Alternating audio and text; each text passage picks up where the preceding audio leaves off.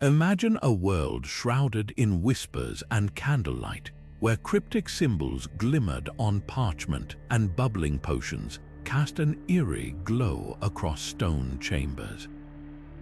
This was the hidden realm of medieval alchemists' brilliant minds who dared to explore the very boundaries of reality itself, chasing dreams that danced between science and sorcery. They weren't just mixing strange ingredients or scribbling mysterious diagrams. They were pioneering thinkers who laid the foundations for modern chemistry while pursuing legends of eternal life, philosopher's stones, and the secret transformation of base metals into gold. Their workshops were laboratories of wonder, filled with instruments of both precision and mystery, and what they left behind are some of the most baffling artifacts ever created, objects that continue to challenge historians, scientists, and treasure hunters to this day. Now, we invite you to step into that shadowy, enchanting world with us as we uncover the stories behind 30 of the most extraordinary relics from the age of alchemy. These aren't just dusty antiques or forgotten tools. Each one holds a piece of a grand puzzle about human curiosity, ambition, and the timeless desire to unravel the universe's deepest secrets. You'll encounter glowing vessels said to contain elixirs of immortality, intricate astrological devices designed to map the heavens, and encoded manuscripts that have resisted deciphering for centuries. These artifacts are more than historical curiosities. They are windows into a time when the line between magic and science was beautifully, mysteriously blurred, and every experiment held the potential for both enlightenment and danger. So join us on this journey into the unknown, where each artifact we explore will pull you deeper into the minds of those who believed they could touch the divine through flame, formula, and faith. We're about to reveal objects that have inspired awe, sparked debate, and even fueled legends of hidden powers, artifacts that remind us how humanity's greatest quests often begin in the shadows, driven by a hunger to understand what lies just beyond our grasp. Get ready to witness the marvels, the mysteries, and the sheer ingenuity of medieval alchemy's most enigmatic treasures. Our journey begins with perhaps the most infuriatingly beautiful puzzle ever put to parchment, the Voynich Manuscript. Imagine holding a book that looks and feels like any other medieval tome, its vellum pages softened by centuries of handling. But the moment you open it, you are instantly transported into a world of utter bewilderment. The text is written in an elegant yet completely unknown script, an alphabet of strange, looping characters that form words and sentences which have resisted every single attempt at translation by the world's most brilliant cryptographers, from elite code breakers at both world wars to modern supercomputers. It's not just the writing that confounds, it's the breathtakingly bizarre illustrations that accompany it. You'll find page after page of plants that seem to have sprung from another dimension, flora with twisted roots, peculiar leaves, and blossoms that don't match any known species on Earth. Then come the astronomical charts, circles filled with unfamiliar constellations and celestial diagrams that don't align with any recognized system of astronomy. And perhaps most strangely of all, there are biological sections featuring intricate drawings of tiny, naked women bathing together in what appear to be interconnected green pools and tubes, a scene that is both oddly anatomical and deeply mystical. For generations, the leading theory was that this was a medical or pharmacological text, a herbal guide for a skilled physician. But if that's true, why would the author go to such extraordinary lengths to encode common knowledge in an unbreakable cipher? This paradox has fueled countless other speculations. Some believe it's the secret notebook of a rogue alchemist, encoding formulae for the Philosopher's Stone or the Elixir of Life in a language designed to hide his discoveries from the church. Others propose it was a clever, manufactured hoax designed to deceive a wealthy patron, an elaborate piece of fiction meant to be sold as a powerful magical artifact.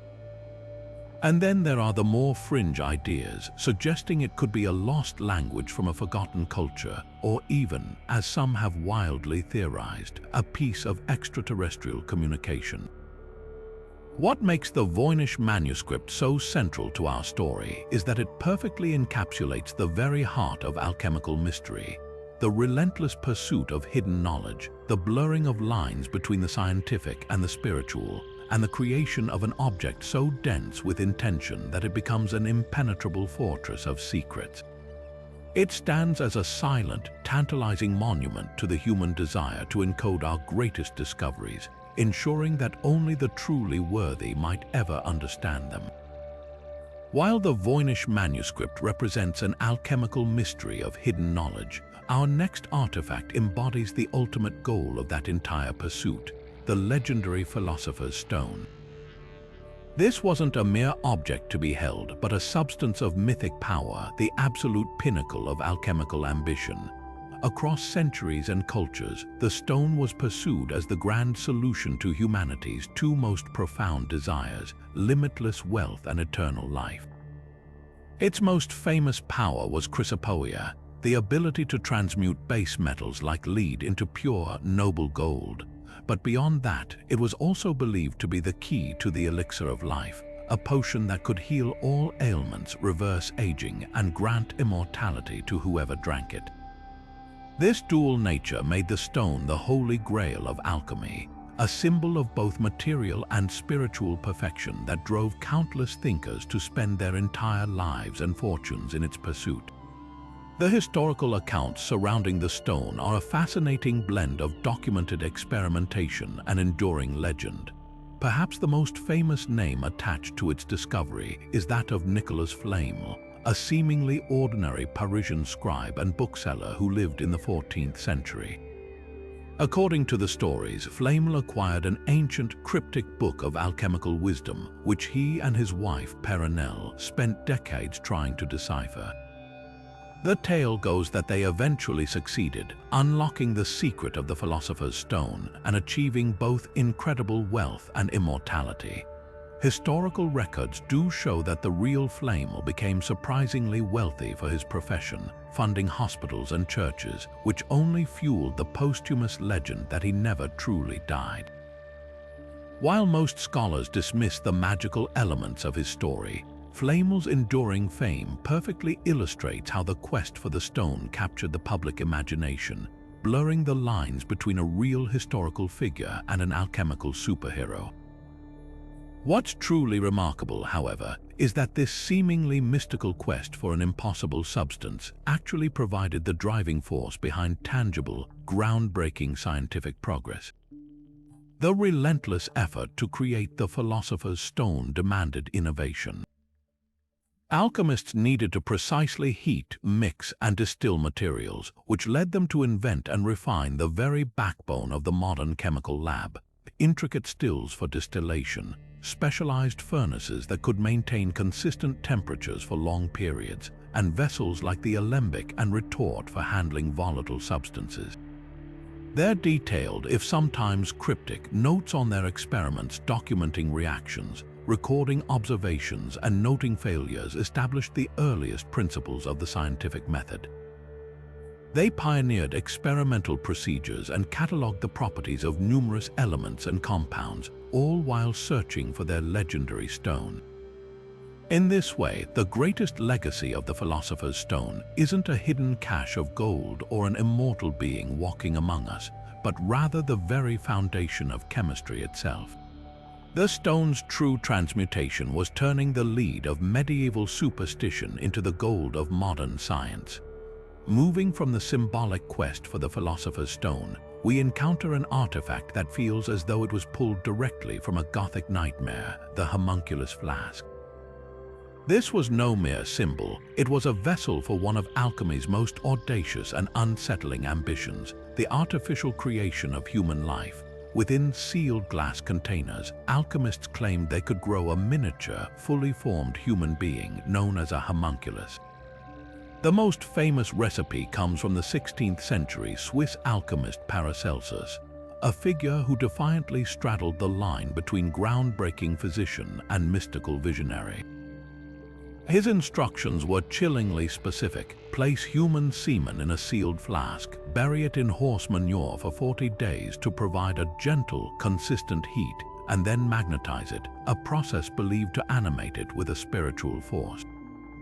After this period, the substance would allegedly become transparent and begin to move. It was then to be fed daily with a small amount of human blood for another 40 weeks, at which point it would develop into a tiny, living humanoid no larger than the palm of a hand. To our modern sensibilities, this sounds like pure grotesque fantasy, a dark folk tale. But for Renaissance alchemists, this was a serious, albeit extreme, scientific hypothesis. It reflected a profound shift in how they viewed the natural world. They were moving away from the purely mystical and beginning to believe that the secrets of life, like the secrets of metal, could be unlocked through a specific, replicable process using material ingredients. The homunculus experiment was an attempt to shortcut nature itself, to bypass the female womb entirely and demonstrate that generation was a mechanical act that could be controlled and perfected in the laboratory. This wasn't just about creating a curiosity, it was a power play, an attempt by the alchemist to usurp the role of nature and by extension the divine in the act of creation itself. The symbolism woven into these experiments is as rich as it is disturbing. The choice of ingredients was deeply significant. Mandrake roots were often involved in other recipes because their forked shape vaguely resembled a human form, playing into the ancient doctrine of signatures, the belief that plants revealed their purpose through their appearance. Horse manure represented the vital, fermenting heat of life, while human blood was seen as the very carrier of the soul and life force. The sealed flask itself, the philosopher's egg or vas hermeticum, was a miniature, perfect universe protected from outside corruption. In this controlled environment, the alchemist acted as a demiurge, orchestrating the elements to spark life into being. The homunculus was therefore the ultimate expression of the alchemist's ego and ambition, a literal self-made man. While we rightly view these experiments as pre-scientific grotesqueries, they represent a crucial, if misguided, stepping stone in the history of biology. They mark a transition from purely spiritual explanations of life towards materialistic ones. The homunculus seekers were wrong in their methods and their conclusions, but they were asking the right question: what is life and can it be synthesized? In a way, their flawed pursuit prefigured the modern fields of synthetic biology and artificial life, where scientists today work with actual nucleotides and amino acids rather than mandrakes and semen, but are nonetheless driven by that same ancient urge to understand and ultimately replicate the spark of existence. The homunculus flask stands as a dark, twisted mirror to our own scientific ambitions, reminding us that the line between groundbreaking discovery and ethical transgression has always been hauntingly thin. If the homunculus represented the dark ambition to create life, then the Azoth was the luminous, all-pervading force that alchemists believed could purify and perfect it. This was not a single substance you could hold in a flask, but rather a conceptual key, the universal solvent, the primordial medicine, the ultimate agent of transformation that lay at the heart of all their work. The very word Azoth is thought to be a portmanteau blending the Arabic al-Zarq, meaning mercury, with the first and last letters of the Latin, Greek, and Hebrew alphabets, A and Z, Alpha and Omega, Aleph and Tav. This linguistic construction was intentional, symbolizing that the Azoth was the beginning and the end of all things, the essential agent that could take base matter and refine it through every stage until it reached a state of absolute perfection. Its most common symbol makes this concept visually stunning. Imagine the caduceus, the staff of the god Mercury, with two serpents entwined around it, but crowned at its top with a winged sphere and standing upon a crescent moon. At the very center of this symbol, often placed where the serpents cross, is a single human star, a pentagram representing the microcosmic human, the alchemists themselves, at the center of this universal operation. This iconography is a complete map of the alchemical process. The serpents represent the opposing but complementary forces of sulfur and mercury, the fixed and the volatile, which must be united. The moon and sun symbolize silver and gold, the earthly metals awaiting transformation. The winged sphere signifies the volatile spirit escaping matter, and the central star reminds us that the entire great work was not just a chemical process but a spiritual purification of the practitioner's own soul. In practical terms, the quest for the Azoth drove alchemists to pursue what they called the Alchemist, the legendary universal solvent that could dissolve any material, breaking it down to its purest, primordial state. This was the key to purification. Just as a dirty cloth must be washed to become clean, base metals and impure substances needed to be dissolved in the Azoth to have their imperfections washed away, leaving only their perfect golden essence behind. This concept, while mystical, hints at an early, intuitive grasp of fundamental chemical principles. The idea that matter could be broken down into a more basic form and then reconstituted into a purer state is not so far removed from modern processes like distillation, dissolution, and electrolysis. Their search for a single agent that could facilitate any reaction prefigures the later scientific search for catalysts and powerful acids. Ultimately, the Azoth was the alchemist's dream of a perfect, unifying principle. It was the answer to every question, the cure for every illness, the method for every transmutation. It represented a universe that was ultimately comprehensible and malleable, governed by a single, elegant law that connected the chemical, the spiritual, and the cosmic. Where the philosopher's stone was the glorious finish line, the Azoth was the very road upon which one traveled to get there. It was the active, intelligent force of change itself, and in seeking it, these medieval pioneers were laying the groundwork for the scientific revolution that would eventually follow, proving that the desire to find a single key to unlock all of nature's mysteries is a thread that runs unbroken through human history. If the Azoth was the conceptual key to alchemy, then the Ripley scroll was its most magnificent and baffling instruction manual. Picture an immense 6-meter-long piece of vellum or parchment unfurled across an entire room. It's not a simple scroll of text, it's a breathtakingly complex and vibrant tapestry of images and verse, a continuous visual poem that maps the entire alchemical journey from leaden ignorance to golden enlightenment. Named after the 15th century English canon and alchemist George Ripley, these scrolls are among the most stunningly beautiful and utterly cryptic artifacts to survive from the era. They weren't mass-produced. Each was a unique, hand-painted masterpiece, copied and perhaps subtly altered by later practitioners, suggesting they were prized possessions passed down through a secretive network of adepts. The scroll functions on multiple levels simultaneously.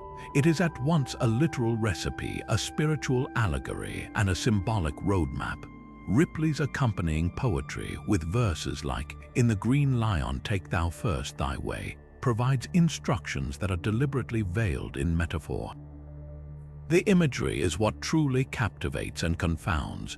You are immediately drawn into a world of fantastical drama, a fierce green lion devouring the sun, representing the initial dissolution of raw matter in a powerful acid. Twin dragons or serpents bite each other's tails, symbolizing the eternal cycle of death and rebirth necessary for purification. A king in red robes and a queen in white embrace within a flask, their union symbolizing the sacred marriage of sulfur and mercury, the masculine and feminine principles that must be combined to generate the stone. These figures are often shown dying, dissolving, and then resurrecting in purified forms, acting out the chemical processes of dissolution, fermentation, and distillation as a profound spiritual passion play. To read the scroll is to understand that an alchemist's laboratory was as much a temple as it was a workshop. The elaborate, altar-like vessels depicted weren't just functional tools, They were sacred spaces where cosmic forces were manipulated. The entire process was a form of participatory magic, where the alchemist's own mental state, their faith, and their moral purity were considered just as crucial to the experiment's success as the precise measurement of ingredients. The Ripley scroll doesn't just tell you what to heat and for how long, it guides you through an inner transformation. As the matter in the flask was purified, so too was the soul of the practitioner. Achieving the Philosopher's Stone was synonymous with achieving a state of spiritual perfection and wisdom. What makes the Ripley scroll so endlessly fascinating to historians is its stubborn resistance to a single, definitive interpretation. Some scholars pore over the symbols, cross-referencing them with known chemical processes, convinced the scroll is a precise, if allegorical, guide to laboratory experiments. Others argue its primary purpose was meditative, a complex visual aid designed to focus the mind and spirit of the adept on the mystical stages of inner awakening. The most compelling theory is that it is intentionally both. The genius of the scroll lies in its duality. It is a Zen koan in illustrated form, designed to bypass rational thought and communicate directly with the subconscious. The very act of studying its complex imagery for hours, trying to unravel its secrets, would itself put the alchemist into a state of deep contemplation, aligning their consciousness with the work at hand. The Ripley scroll is therefore more than an artifact. It is a sophisticated psychological device, a key that unlocks its secrets not by providing clear answers, but by transforming the one who seeks them. While the Ripley scroll offers a magnificent visual map of the alchemical process, our next artifact provides its entire philosophical foundation in just a few breathtakingly dense lines of text. We now turn to the most revered and influential text in the entire Western esoteric tradition, the Emerald Tablet. Legend says this singular artifact was discovered in a dark, hidden vault, perhaps even the clutched hands of the entombed corpse of the mythical sage Hermes Trismegistus himself. Carved from a single, flawless piece of emerald, its surface was said to be inscribed with the sum total of all cosmic knowledge, a divine revelation from the God of wisdom. While the original mythical physical object has never been found, its text has survived through countless translations and copies, each word weighed down with immense significance. The power of the Emerald Tablet lies not in its length, but in its profound, almost poetic conciseness. Its most famous and pivotal axiom is the phrase, "That which is above is like to that which is below, and that which is below is like to that which is above." This simple statement, as above, so below, became the core hermetic principle that would resonate through alchemy, astrology, and magic for over a millennium. It proclaimed a universe of perfect correspondence, a cosmic mirroring where the vast, celestial movements of the stars and planets were directly reflected in the smallest, most mundane processes happening here on Earth. This meant that the growth of a plant, the reaction of two chemicals in a flask, and the emotional state of a human being were all intimately connected to the dance of the heavens. For the alchemist, this was the ultimate permission slip. If the macrocosm of the universe and the microcosm of the human being were linked by the same laws, then by studying and manipulating matter in their laboratory, they could directly influence and understand the cosmos and their own soul. The text goes on to outline the entire alchemical process in cryptic, cosmic terms. It speaks of the one thing, the primordial substance from which all creation emanated, and the operation of the sun, a metaphor for the method of achieving the great work. It describes separation from the earth, elevation to the heavens, and a return to earth with increased power. A perfect allegory for the process of distillation, where a substance is vaporized, ascends, and then condensed back into a purified liquid descends. This wasn't just a recipe for making gold, it was a formula for personal and spiritual evolution. The alchemists sought to take the base, chaotic matter of their own fallen nature, separate the pure from the impure through spiritual discipline, and recombine it into a perfected, golden state of enlightenment. The laboratory work was a physical prayer, an act of participating in the redemption of the entire material world. The legendary origins of the tablet with Hermes Trismegistus, a syncretic fusion of the Greek god Hermes and the Egyptian god Thoth, granted it an authority that was virtually unquestionable in the medieval world. He was seen as the father of all arts and sciences, a primordial teacher who had walked the earth in a time of perfect knowledge. To possess a text believed to be from his hand was to hold a direct line to divine truth itself. This is why the Emerald Tablet was copied, commented upon, and obsessively studied by every major alchemical thinker, from the Islamic scholars who preserved and expanded upon it during Europe's dark ages to Renaissance giants like Isaac Newton, who translated it and filled the margins of his copy with fervent, secretive annotations. Its words were treated as a cryptographic puzzle with layers of meaning that could be peeled back with each new reading, revealing deeper truths to the initiated. In many ways, the Emerald Tablet is the philosophical keystone that holds the entire arch of alchemy together. It justifies the practice, connecting the mundane to the divine. It provides the map outlining the stages of the work in symbolic terms, and it offers the ultimate goal, not just wealth but wisdom. It transformed the alchemist from a mere technician into a cosmologist, a priest, and a philosopher all at once. While we may never hold the original emerald slab, its words have been carved even more permanently into the history of ideas, continuing to challenge us to see the universe not as a collection of separate parts, but as a single, interconnected, and miraculously intelligible whole. But to turn the profound philosophies of the Emerald Tablet into tangible reality, an alchemist needed more than just knowledge. They needed a tool of immense power and patience, a mechanical heart for their laboratory. This brings us to the magnificent and absolutely essential Athena furnace. In an age without digital thermostats or reliable clocks, the greatest enemy of any complex chemical process was inconsistency. A flame that flickered and died, or a heat that spiked too high, could undo months or even years of meticulous work in an instant. The Athena, whose name derives from the Arabic al-Tana, meaning the furnace, was the brilliant solution to this problem, a self-regulating, perpetual heating device engineered to maintain a perfectly constant temperature for months or even years on end. It was the indispensable engine that made the entire great work physically possible. Its design was a marvel of medieval engineering, often described as a tower furnace. Picture a large brick or clay structure, sometimes reaching chest high, with a distinctive domed top that resembled a beehive or an igloo. This iconic dome was far more than an aesthetic choice. It was a critical component for heat retention and even circulation, ensuring no hotspots or cold corners developed within. The interior was a complex labyrinth of chambers and flues, carefully designed to control the flow of air and exhaust gases with precision. The real genius, however, lay in its self-feeding fuel system. The Athena was frequently built with a double-wall construction.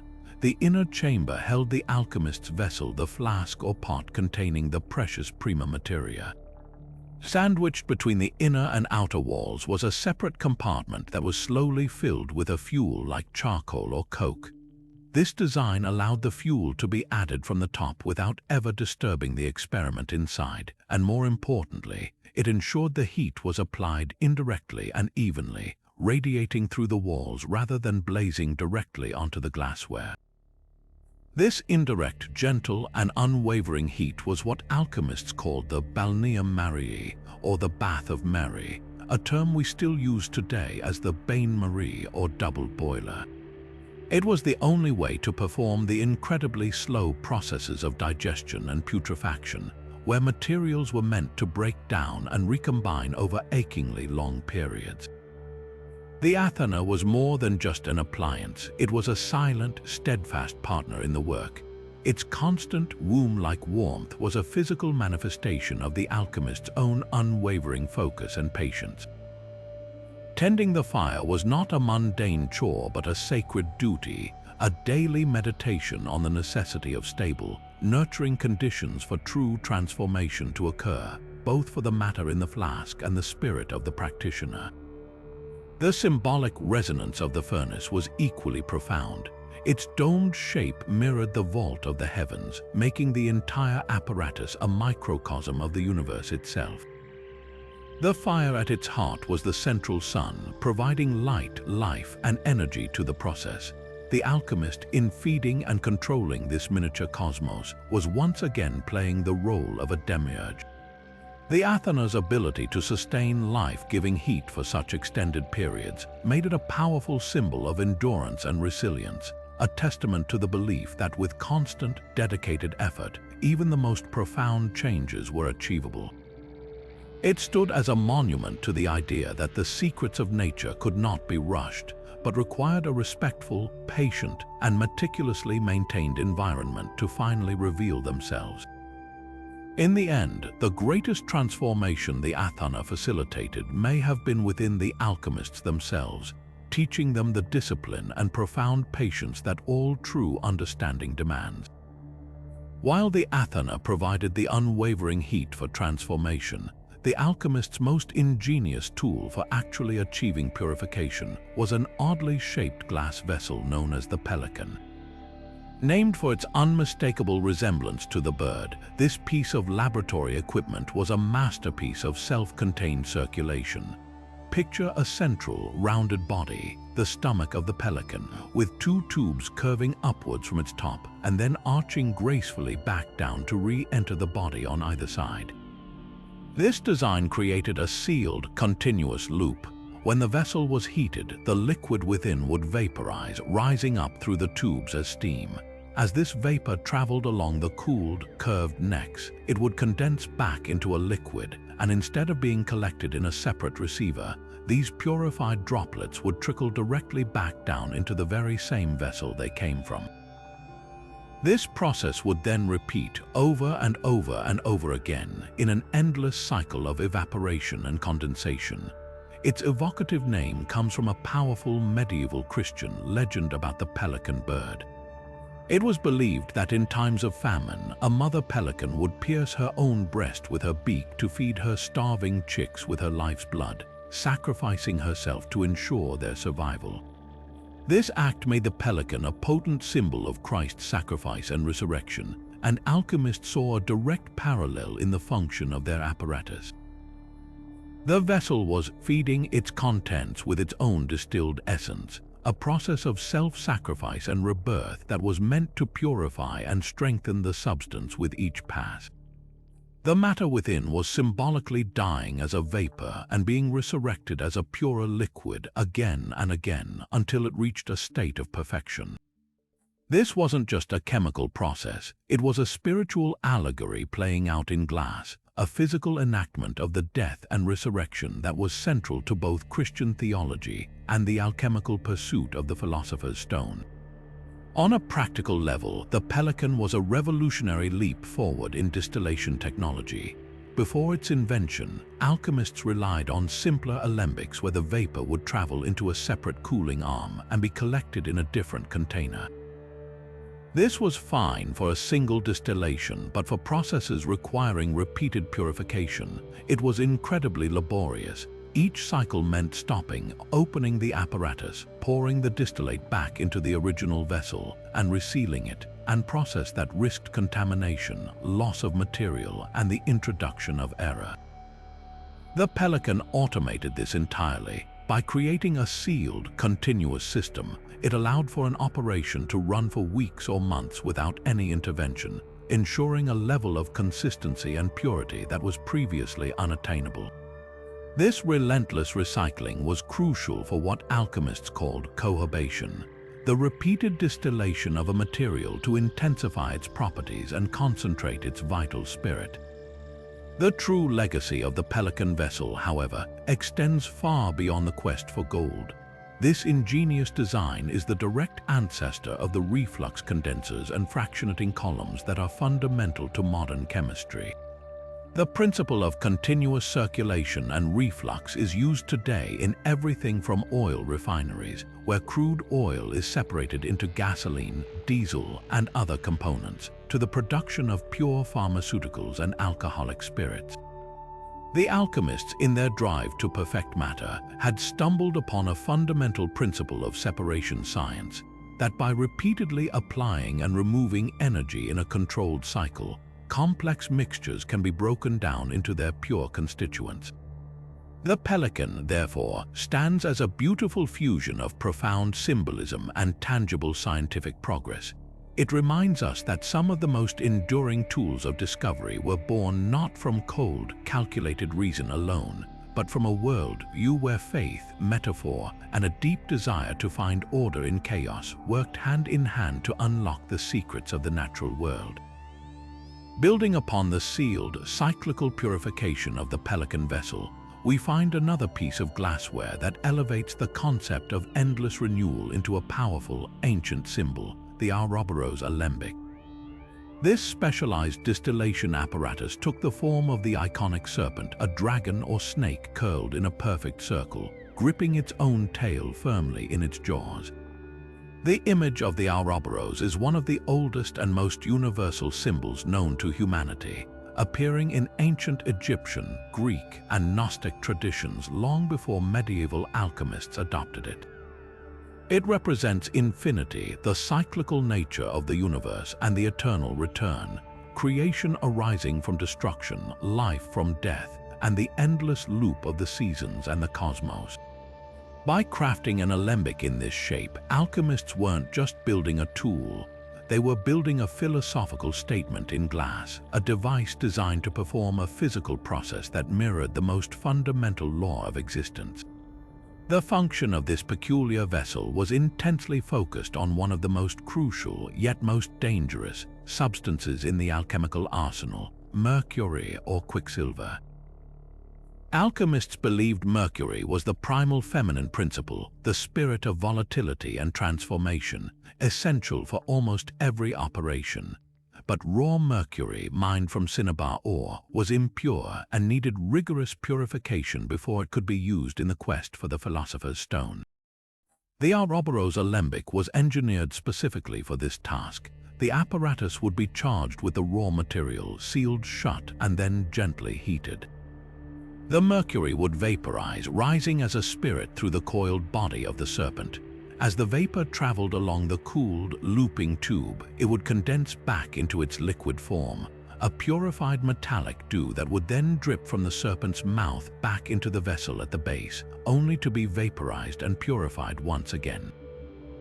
This cycle would continue for days or weeks, each pass washing the mercury cleaner, concentrating its metaphysical properties, and symbolically killing its crude, earthly form so it could be resurrected in a more refined and potent state. This endless cycle of vaporization and condensation within the Ouroboros was seen as a form of alchemical baptism. Each time the mercury underwent this transformation, it was believed to shed another layer of its terrestrial impurities, moving closer to its perfect philosophical state. The sealed environment of the vessel was paramount. It prevented the volatile mercury spirit from escaping into the air where it would be lost, and it protected the alchemist from the toxic fumes. But it also created a closed, perfect microcosm, a self-sustaining system where the only thing that changed was the increasing purity of the substance inside. The matter was in effect being refined by its own essence, feeding on itself in a perfect loop of self-generation and improvement. This process of purifying mercury, known as killing the dragon, was thought to tame its chaotic, volatile nature and prepare it for its sacred marriage with sulfur, the fixed masculine principle. The profound symbolism of the device cannot be overstated. The serpent eating its own tail was a complete, self-contained universe, requiring nothing from the outside to sustain itself. It represented the prima materia, the formless chaos at the beginning of creation, which contains within itself the seed of its own perfection. For the alchemist working at the furnace, the Ouroboros Alembic was a constant, mesmerizing reminder that the work was not a linear path with a simple start and finish, but an endless spiral of death and rebirth. The goal was to enter into this cycle consciously, to become a part of it, and through patient repetition, to coax matter along its natural journey toward perfection. The physical labor of distillation became a meditative ritual, a participation in the eternal rhythms of the cosmos itself, all contained within the elegant, coiled glass form of the world serpent. Now we venture from the sealed glassware of the laboratory into the shadowy realms of medieval folklore, where natural history and alchemical ambition collided to create one of the most bizarre and dangerous material legends, the search for basilisk ash. This was not an artifact crafted by human hands, but one supposedly born from a creature of pure terror. The basilisk itself was known as the King of Serpents, a monstrous hybrid born from a yolkless egg laid by a rooster and hatched by a toad. Its very gaze was said to be fatal, its breath could wither crops and crack stone, and its mere presence poisoned wells and spread plague. According to the lore, the only thing more fearsome than the living basilisk were the powers contained within its remains once it was dead. Alchemists fervently believed that the ashes of a cremated basilisk held the incredible ability to transmute base metals into silver, making it a kind of natural, albeit monstrous, philosopher's stone. The origins of this belief are a fascinating case study in the medieval interpretation of the natural world. It almost certainly sprang from early miners and metallurgists working in Europe's rich silver deposits. Deep within certain mines, they would occasionally encounter strange, crown-like formations of minerals, often a mix of native silver, horn silver, or other metallic crystals growing out of the rocks. To a pre-scientific mind, these intricate serpentine structures, sometimes found in tunnels that also contain toxic gases or deadly arsenic fumes, perfectly matched the description of a serpent's lair. The connection was seemingly confirmed by the fact that these very minerals, when processed with fire in a smelting furnace, did indeed yield pure silver. They weren't looking at the nest of a mythical beast, they were looking at complex capillary formations of silver chloride or other ores. But in the absence of modern geology, the conclusion was magical. These crown-shaped metallic growths were the petrified remains of a basilisk, and the act of smelting them was a form of alchemical transmutation powered by the creature's enduring essence. This literal interpretation of a metaphor reveals a core tenet of the alchemical worldview, the belief that potent, invisible forces could be physically embedded within matter. The basilisk was the ultimate symbol of corrosive, metallic poison and potent transformation. Its ashes, therefore, were thought to be so saturated with this transformative power that they could act as a catalytic agent, spreading their silvering influence to any common metal they touched like a magical contagion. This concept of a ferment or a seed was crucial to alchemical theory. Just as a small piece of leaven could transform a large loaf of bread, a minute quantity of a powerful substance like basilisk ash was believed to be able to transmute a large mass of lead into silver, transferring its perfected metallic nature through a process of spiritual infection. It was a shortcut, a way to bypass the years of laborious purification described in the Ripley scroll, if one was brave or foolish enough to acquire the main ingredient. The quest to actually obtain these ashes led to some of the most perilous and elaborate procedures in all of alchemy. Recipes described how to safely kill the creature using weasels, its natural enemy, or mirrors to reflect its own lethal gaze back upon itself before carefully incinerating the corpse. Of course, no one ever truly found a basilisk. In reality, basilisk ash became a powerful and deliberate code word within alchemical texts. For the uninitiated, it lent a thrilling, mythical weight to the pursuit. For the adept, it was a sophisticated allegory. The slaying of the basilisk represented the crucial first step in the great work, the killing or initial dissolution of raw matter, breaking down its fixed metallic body so that its hidden spirit could be released and refined. The poisonous fumes of the creature were a stark warning about the very real physical dangers of working with arsenic and mercury vapors in the lab. And the ultimate transformation into silver rather than gold signified an intermediate stage of purification, the whitening or albedo phase on the path to ultimate perfection. In the end, the legend of Basilisk Ash is a perfect example of how alchemy operated on a sliding scale between literal belief and profound symbolism.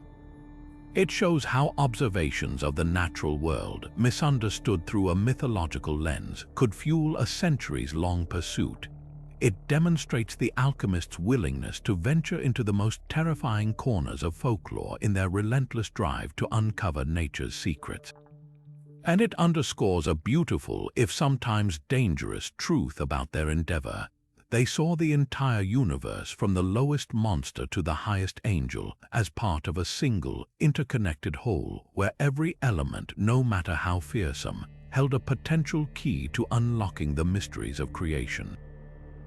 Moving from the symbolic purification of the Ouroboros to the profoundly physical and grim, we encounter an artifact born not from the controlled heat of the furnace, but from the chilling shadow of the gallows, the Hand of Glory. This was perhaps the most macabre and feared tool in the entire arsenal of practical, or low, alchemy, a candle meticulously crafted from the severed hand of an executed criminal, most often a murderer who had died on the wheel or been hanged. The creation process was a dark ritual in itself. The hand would be wrapped in a shroud, squeezed of all its blood, pickled in salt and peppers for a fortnight, and then finally dried in the sun or an oven until it was desiccated and hard. The final, gruesome step was to use the clenched fingers as the candle holders, with wicks made from the dead man's own hair or fat rendered from his corpse, twisted and set into place. Its purported powers were the stuff of thieves' legends and desperate men's dreams.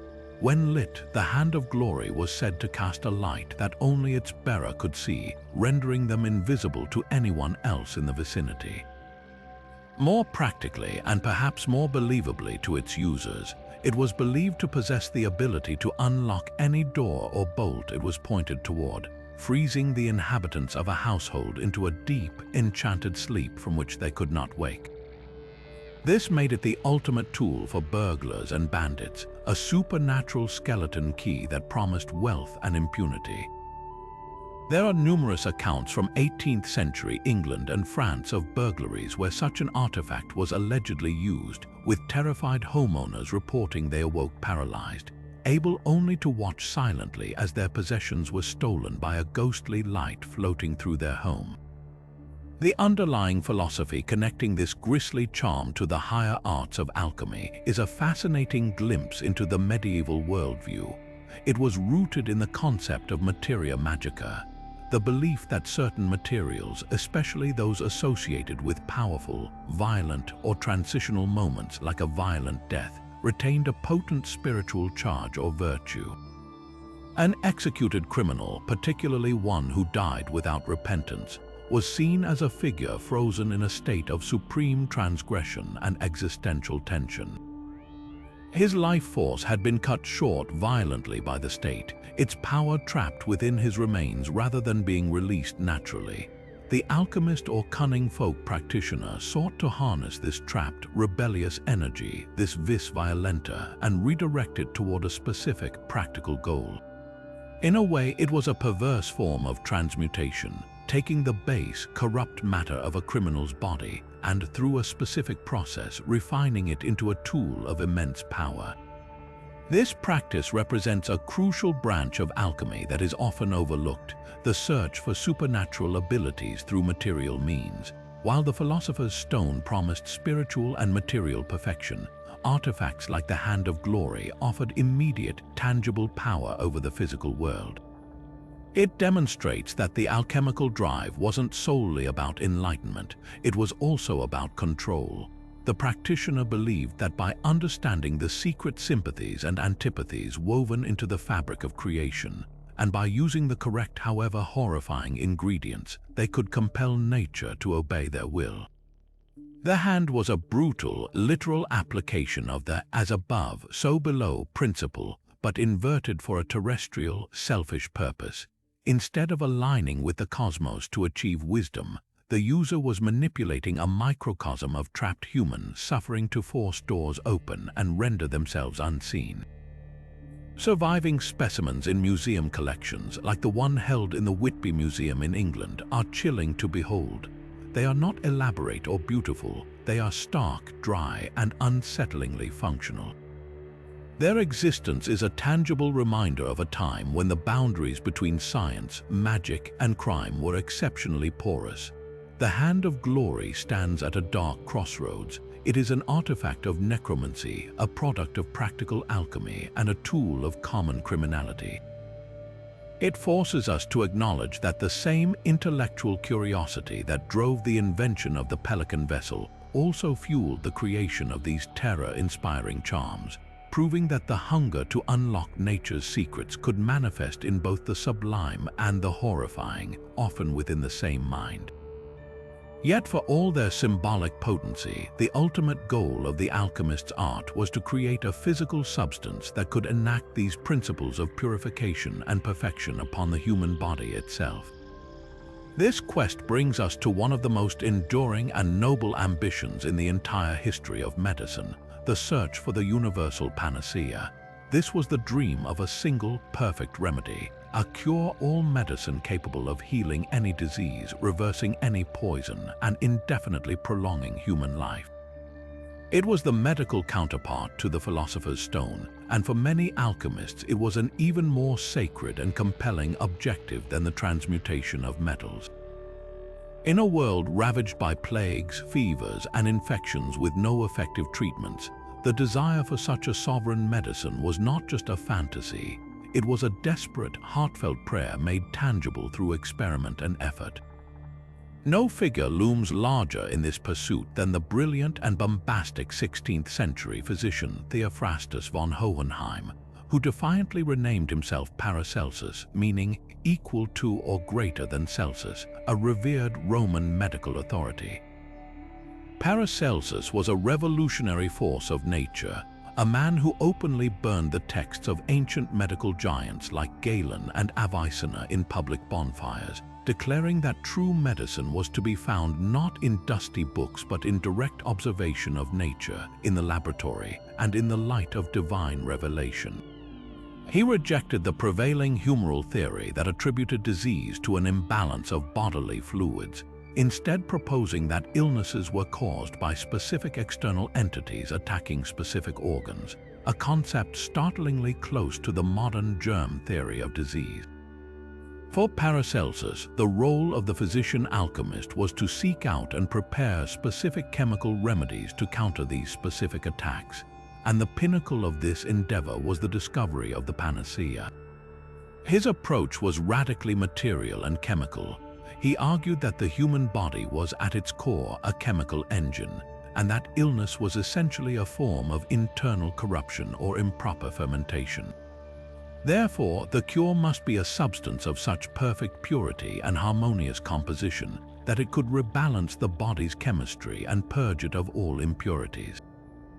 He and his followers scoured the natural world for substances that exhibited remarkable stability or healing properties, believing these were clues left by God pointing the way to the ultimate medicine. They worked extensively with antimony, a metal that could be purified into a stable, glass-like material, seeing in its resilience a model for human health.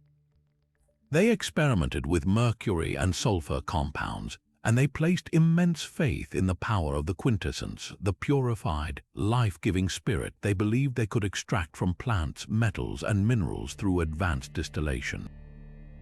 This relentless experimental drive led Paracelsus and his school to pioneer the field of iatrochemistry, or chemical medicine, effectively founding what we now recognize as pharmacology. They were the first to create and administer metallic-based medicines, such as mercury for syphilis and antimony for fevers, treatments that were highly toxic by our standards but represented a monumental shift from relying on herbal poultices alone. Most importantly, they perfected the art of creating tinctures and extracts, using alcohol as a solvent, a substance they revered as the aqua vitae or water of life. They learned to draw out and concentrate the active medicinal principles from herbs. A Paracelsian laboratory would have been filled with rows of pelican vessels and alembics, not just seeking gold, but slowly distilling the essences of valerian for calm, of opium for pain, and of countless other botanicals, each distillation a step toward isolating the pure, healing spirit they believed was hidden within all matter. The concept of the Panacea, therefore, operated on two distinct levels. On one hand, it was a literal, singular substance they hoped to isolate, often equated with the Philosopher's Stone itself, which was said to produce the Elixir of Life as one of its properties.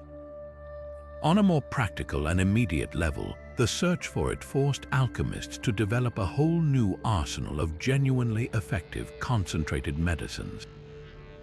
Their dream of a single cure-all was never realized, but their methodical, chemical approach to understanding disease and crafting targeted remedies utterly transformed the practice of medicine. They moved treatment away from vague notions of balancing humors and into the realm of specific, potent, chemically derived interventions. In their quest for a perfect, universal solution, these alchemist physicians inadvertently gave birth to the very idea of a drug, a precise, dosable chemical agent designed to produce a specific physiological change. Their legacy is not a vial of magic liquid, but the entire foundational principle of modern medicine, that healing can be found through chemistry. If the universal panacea represented the alchemist's noble pursuit of healing, then the powder of projection was the embodiment of their most audacious promise, instant miraculous wealth. This was the substance that turned the philosophical concept of the Philosopher's Stone into a tangible, almost theatrical reality. Imagine a brilliant, crimson or deep golden powder, so potent that a single grain, a mere pinch, could be dropped onto a crucible of molten lead or mercury, and in a flash of light and a burst of heat, transform the entire mass into pure, flawless gold. This was not a slow, philosophical process of inner purification. This was alchemical magic at its most spectacular, a literal deus ex machina that could solve any financial crisis and crown any king the richest monarch on earth. The accounts of these transmutations, recorded in court documents, personal letters, and even some scholarly journals, are incredibly compelling and frustratingly detailed. One of the most famous stories involves the 17th century alchemist Johann Friedrich Berger, who was held prisoner by Augustus the Strong, Elector of Saxony, with the sole purpose of producing gold to refill the state's depleted coffers. While Berger is more famous for his accidental discovery of the recipe for Mason porcelain, a discovery that did indeed create a form of white gold for his captor, the intense pressure he was under was driven by the very real belief that the powder of projection was achievable. Even more tantalizing are the records of the mysterious Alexander Seton, a Scotsman who traveled across Europe in the early 1600s, performing verified transmutations before numerous witnesses, including professors and magistrates, who attested to the purity of the gold he produced. He never revealed his secret, and after being tortured for it by a different greedy nobleman, he died without divulging the formula, passing the enigmatic secret to his only friend. So how could these stories persist with such convincing first-hand testimony? The explanations weave a fascinating tapestry of intrigue, chemistry, and psychology. On one end of the spectrum were the outright frauds, the clever con artists who employed an arsenal of tricks. A common method was the use of a hollow stirring rod, pre-filled with gold dust and sealed with wax. The alchemist would dramatically stir the molten base metal in the crucible. The heat would melt the wax and the gold would be released, creating the illusion of a transmutation. Others used double-walled crucibles with a hidden compartment of gold that would melt through at a certain temperature. These charlatans were master showmen, preying on the desperation and greed of princes and patrons who are all too willing to believe in a quick fix for their extravagant spending and endless wars. But another, more intriguing possibility exists, that some of these successful demonstrations were not fraud at all, but a misunderstood application of early chemistry. We now know that the alchemists' ingredients were often complex mixtures of minerals that contained trace amounts of gold and other precious metals. A modern theory suggests that what these experimenters might have accidentally created was a powerful catalyst or a flux, a substance that could facilitate a chemical reaction that separated gold from its ore or from an alloy. For instance, a powder containing antimony or certain sulfur compounds could have been used to sweeten a crucible of impure gold ore or even gold-bearing lead. The powder would react with the impurities, causing them to rise to the surface as dross to be skimmed off, leaving behind a purified button of shining gold that seemed to have appeared from nowhere. To an observer with no knowledge of modern metallurgy, the effect would be indistinguishable from magic, a base metal miraculously transformed into a noble one. The psychological impact of these demonstrations, whether fraudulent or accidental, was profound. For the patrons who funded these experiments, the powder of projection was the ultimate get-rich-quick scheme, a siren's call that led to the establishment of vast, well-funded laboratories and the patronage of some of the brightest minds of the era, including Isaac Newton. This desperate thirst for gold was the primary engine of alchemical research for centuries, driving innovation in furnace design, glassware, and experimental technique. The relentless, expensive, and often dangerous quest to replicate this magical powder ultimately laid the practical groundwork for modern chemistry, as these early researchers systematically catalogued the properties and reactions of thousands of substances in their search for the one true catalyst. In the end, the legend of the powder of projection reveals a deep truth about the alchemical era. It was a time when the boundaries between profound discovery and elaborate deception were constantly blurred. It was a world where a clever trick with a hollow rod could secure a fortune, and where a genuine, accidental chemical breakthrough could look so much like magic that its true nature was lost to history. The powder represents the culmination of the alchemist's dream, a physical key to unlock the treasure vault of nature itself.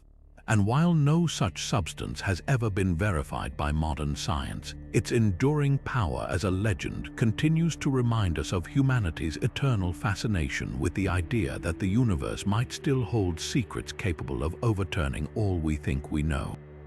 At the heart of the alchemist's laboratory, alongside the towering Athena and the coiled Ouroboros, sat a vessel of deceptively simple elegance, the philosopher's egg or vas hermeticum. This was not an egg in the literal sense, but a sealed, spherical glass flask with a long, slender neck that was carefully melted shut once the precious ingredients were inside. Its name came from its symbolic weight. It was a perfect, self-contained microcosm, a miniature universe where the chaos of primal matter could be nurtured and heated until it gave birth to the perfected philosopher's stone. Within this hermetically sealed womb, the most sacred of all alchemical events was meant to unfold: the chemical wedding, the mystical union of the opposing principles of sulfur and mercury. This marriage was the very engine of creation in alchemical philosophy. Sulfur represented the masculine principle, the soul, the fixed, the power of combustion and transformation. It was the fiery, active, golden king. Mercury was the feminine principle, the spirit, the volatile, the fluid and elusive quicksilver. She was the intelligent, silvery queen. In the natural world, these two were locked in opposition, but within the protected confines of the philosopher's egg, under the gentle, constant heat of the Athena furnace, they were forced to combine. Alchemists described this process in deeply human and spiritual terms. The king and queen would meet, embrace, and die, their bodies dissolving into a black, chaotic prima materia. This stage, called the nigredo or blackening, signified the death of the old, impure state. From this putrefaction, a new, purified union would slowly emerge, passing through stages of whitening and finally achieving the radiant red of the perfected stone. The entire cosmic drama of death, purification, and resurrection was thus played out in miniature within the glass walls of the egg. The practical genius of this sealed environment cannot be overstated. By fusing the vessel shut, the alchemist was creating a closed system, a concept that is absolutely fundamental to modern chemistry. This seal prevented any matter from entering or escaping, allowing the practitioner to observe precisely what happened when materials were heated together without outside contamination. It trapped vapors inside, forcing them to condense and fall back into the mixture in a continuous cycle of self-baptism, much like the pelican vessel. This was crucial for observing sublimation and distillation processes. Perhaps most importantly, it allowed for the buildup of internal pressure, which could significantly alter the course of a reaction, forcing gases to dissolve back into liquids or facilitating reactions at temperatures that would be impossible in an open container. This simple act of sealing the flask was a monumental leap in experimental technique. It demonstrated an early understanding that the environment of a reaction was just as important as the reactants themselves. The alchemists, in their pursuit of a spiritual allegory, had inadvertently invented the precursor to the modern autoclave, the sealed reaction chamber and the pressure cooker. Their meticulous notes on the colors and states of matter observed inside the egg, the blacks, whites, yellows, and reds of the various stages, represent one of the earliest systematic attempts to document the progress of a long-term chemical reaction. While they interpreted these changes through a symbolic lens, they were laying down empirical data that would later help define states of matter and reaction pathways. The philosopher's egg, therefore, stands as a perfect symbol of the alchemical endeavor itself, a beautiful fusion of profound metaphor and tangible material discovery.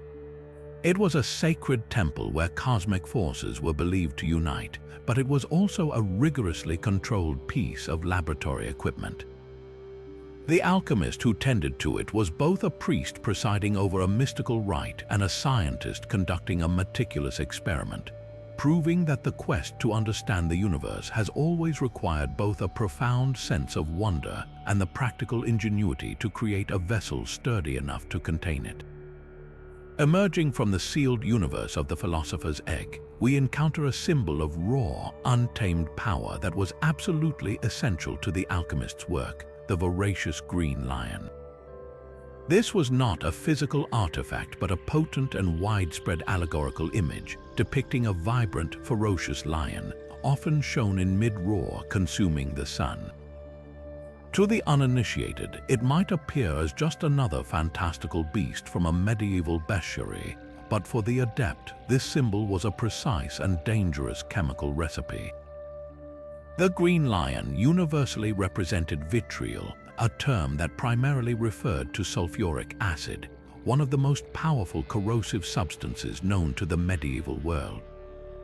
This was the agent that could aggressively devour metals, breaking them down from their solid, proud forms into a dissolved, chaotic state, and it was this violent act of dissolution that formed the critical first step in the entire alchemical process. The creation of this substance was a complex and hazardous operation in itself, a clear demonstration of the alchemist's growing technical prowess. The primary source was iron sulfate, a green, crystalline mineral known as green vitriol. This material was carefully roasted in a specially designed furnace. As it heated, it would decompose, releasing acrid, choking fumes of sulfur dioxide. These fumes were then channeled and condensed through a series of glass alembics and receivers, often with the addition of steam or nitric acid, a process that ultimately yielded a dense, oily liquid, oil of vitriol or concentrated sulfuric acid. The choice of symbol was brilliantly apt. The green color came directly from the source mineral, and the lion's legendary strength and ferocity perfectly captured the acid's incredible power to attack and dismantle almost anything it touched, especially metals. In practical terms, the Green Lion was the great deconstructor, the key that unlocked the hidden components of matter. When a metal like iron or copper was plunged into this potent acid, it would undergo a spectacular and violent reaction, fizzing and dissolving before the alchemist's eyes. The solid metal would seem to vanish, consumed by the liquid, leaving behind an often beautifully colored solution, a deep blue for copper, a pale green for iron. This solution was not seen as simple waste. It was believed to contain the metal's seed or its essential spirit, now liberated from its rigid, earthly body. This process of breaking matter down to its fundamental principles was known as solve et coagula, dissolve and coagulate, and it represents a foundational principle of all chemistry. To understand what something is, you must first take it apart. The Green Lion provided the means to perform that initial, crucial dissection. Beyond its practical use, the symbol carried immense philosophical weight. The act of the lion devouring the sun was a profound allegory for this necessary destruction. The sun represented gold, the metal of perfection and the ultimate goal. To achieve that perfection, the alchemist first had to destroy the existing, imperfect metallic form, reducing it to its primordial, chaotic state, the materia prima, from which all new, purified things could be built. This was a sacred, if violent, act of creation through destruction. It mirrored the cosmic cycle of death and rebirth, the Negrido stage that was so essential to the work. The Green Lion, therefore, was not a monster to be feared, but a powerful, necessary force of nature that had to be respected and mastered. Taming this lion was the first and most dangerous test of an alchemist's skill and courage, a prerequisite for anyone who wished to eventually command the transformative powers of the Philosopher's Stone. From the violent dissolution of the Green Lion, a chaotic state from which a new, perfected being could emerge, we arrive at the ultimate symbol of that perfection, the Rebis. This was not a tool or a substance, but a breathtakingly complex humanoid figure, the crowning icon of accomplished alchemy. The word itself comes from the Latin res bina, meaning double thing, and it visually represents the magnificent culmination of the entire great work. Imagine a single, majestic figure with two heads, one crowned as a king, the other as a queen, and a single, powerful body that is seamlessly both male and female. In one hand, it might hold a compass representing the masculine spirit and the heavens. In the other, a set square symbolizing the feminine soul and the earth. Often, this androgynous being stands upon a dragon or a sphere, signifying its mastery over the chaotic forces of nature and its complete, unified existence. The Rebis is the living embodiment of the sacred chemical wedding that took place within the philosopher's egg. It is the offspring of the king and queen, the perfect, permanent union of the opposing principles that define the alchemical worldview: sulfur and mercury, soul and spirit, fixed and volatile, active and passive, sun and moon. The intense, often violent process of dissolution, putrefaction, and purification within the sealed vessel was designed to break down these primal opposites, stripping them of their base impurities so they could be reborn into a new, higher state of harmonious existence. The Rebis is that final product. It is the Philosopher's Stone incarnate, a being that has transcended all duality to achieve a state of ultimate balance and wholeness. It represents the resolution of all conflict into a stable, enlightened unity. This symbol operates on three profound levels simultaneously, reflecting the alchemist's belief in the interconnectedness of the cosmos, the laboratory, and the self. On the cosmic level, the Rebis is a map of a perfected universe, a model of the macrocosm in which all opposing forces, gravity and levity, light and dark, spirit and matter, are held in perfect dynamic equilibrium. On the laboratory level, it is a literal description of the final product of the work, a perfected substance often depicted as a powder or a red stone that possesses the stable, fixed nature of gold, the king, and the volatile, transformative power of the philosophical mercury, the queen. This substance was believed to be capable of both transmuting metals and healing the human body, making it the complete embodiment of the alchemist's dual goals. Most importantly, on the personal and spiritual level, the rubis represents the total transformation of the alchemists themselves. The entire arduous process of the work was designed as much to purify the practitioner's soul as it was to purify the matter in the flask. The initial stage of blackening, the negrido, was paralleled by a spiritual dark night of the soul, a period of confronting one's own inner chaos and imperfections. As the materials in the vessel passed through the stages of whitening and finally reddening, the alchemist was also undergoing a process of inner purification, balancing their own masculine and feminine energies, reconciling their intellect with their intuition, and ultimately achieving a state of inner peace and enlightenment. The creation of the rubis externally was symbolic of the alchemist achieving a state of spiritual androgyny internally, a being of perfect psychological balance where the conscious and unconscious minds work in harmony. In this way, the laboratory work was a form of active meditation, a physical ritual designed to produce a metaphysical result within the self. The enduring power of the rubis symbol lies in its profound message of reconciliation. In a world often defined by conflict and division, the alchemists proposed a radical solution. Not the victory of one principle over another, but their sacred marriage into something entirely new and greater. The rubis does not erase differences, it harmonizes them, creating a stronger, more complete whole from the union of opposites. This concept resonates far beyond the smoky laboratories of the Middle Ages, finding echoes in modern psychology through Carl Jung's theories of the anima and animus, and in our ongoing cultural conversations about gender, balance, and integration. The rubis stands as a timeless testament to an ancient but ever-relevant ideal. That true power and perfection are not found in choosing a side, but in achieving the sublime synthesis of all that we are. Yet to master the chaotic power of the green lion and achieve the perfect balance of the rubis, an alchemist first had to command the very essence of transformation itself, a mysterious substance known as philosophical mercury. This was not the common, silvery liquid quicksilver mined from the earth, which alchemists saw as merely the dead, corporeal body of the element. Philosophical mercury was something far more sublime, the living, intelligent spirit of mercury, a universal life force that was believed to be the essential agent of change in all material things.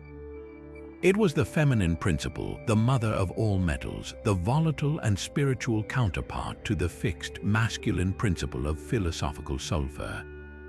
Without first obtaining and purifying this mercurial spirit, the sacred marriage that produced the philosopher's stone was utterly impossible. The quest to create this substance was one of the most demanding and dangerous operations in the entire alchemical curriculum, pushing the boundaries of distillation technology to its absolute limits. The process began with common mercury, which was notoriously difficult to work with due to its toxicity and tendency to form amalgams with other metals. The first step was a rigorous physical purification, often involving repeated washing with vinegar and salt, or straining through leather to remove any obvious impurities. But this was just the beginning of a long and arduous journey. The true goal was to separate the metal's supposed living spirit from its dead body. This was achieved through a relentless cycle of distillation and cohobation, often using the self-refining Ouroboros Alembic. The mercury would be combined with salts or other agents and subjected to heat, vaporizing into a spirit and then condensing back into a liquid, only to be distilled again. With each pass, it was believed to become progressively more refined, its metaphysical properties concentrated, and its physical appearance often changing, becoming brighter, more fluid, and sometimes even losing its metallic character entirely. Alchemists described the final product in almost mystical terms. True philosophical mercury was said to be astoundingly bright and sparkling, far more luminous than ordinary quicksilver. It was believed to be incredibly fluid and penetrating, able to pass through glass as if it were a spirit. Most importantly, it was described as animated, possessing a kind of intelligent vitality that made it the perfect seed for growth and transformation within the sealed philosopher's egg. When this animated mercury was combined with its perfect counterpart, philosophical gold, the two were said to instantly embrace and begin a process of fermentation, swelling and multiplying as if they were a living organism. This was not seen as a simple chemical reaction, but as the conception and gestation of the philosopher's stone itself, a literal birth of a new, perfected being from the union of purified principles. This intense focus on mercury purification, while framed in spiritual terms, yielded profound practical advances in laboratory technique. The need to handle such a volatile and toxic substance safely led to the improvement of sealed vessels and condensers. The meticulous process of repeated distillation to achieve higher and higher levels of purity directly prefigured modern fractional distillation, a cornerstone of chemistry used to separate crude oil into gasoline, diesel, and other components. In their obsessive pursuit of a metaphysical spirit, these early experimenters were systematically mapping the physical behavior of one of the most fascinating elements on the periodic table, laying the essential groundwork for our modern understanding of metallurgy, thermodynamics, and material science. The dream of philosophical mercury may have been a philosophical ideal, but the relentless, hands-on work it inspired provided the raw, practical data that would eventually evolve into the science of chemistry. But to guard the profound secrets of philosophical mercury and the sacred process of the great work from falling into unprepared or unworthy hands, alchemists developed a sophisticated system of visual encryption and spiritual protection. This brings us to the enigmatic and beautiful world of the Seal of Hermes, an entire class of mystical diagrams and complex geometric patterns that served as both a protective barrier and a profound philosophical statement. These were not mere decorative flourishes, they were functional artifacts of immense importance, acting as symbolic locks on knowledge, designed to conceal profound truths within layers of allegorical imagery that only a trained initiate could hope to decipher. The most iconic of these seals is the caduceus, often confused with the rod of Asclepius, but in alchemical tradition, it is unequivocally the staff of the god Hermes himself. This symbol features a central wand around which two serpents are entwined in a perfect, mirrored embrace, often crowned with a pair of wings. To the modern eye, it's a symbol of medicine and commerce, but to an alchemist, it was a complete schematic of the work. The central staff represents the balanced path of the adept, the median between opposing forces.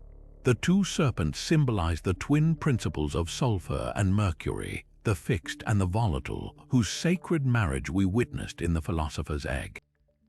Their intertwining signifies the essential need to unite these opposites. The wings at the top signify the volatile spirit successfully escaping and rising above base matter, achieving spiritual ascension.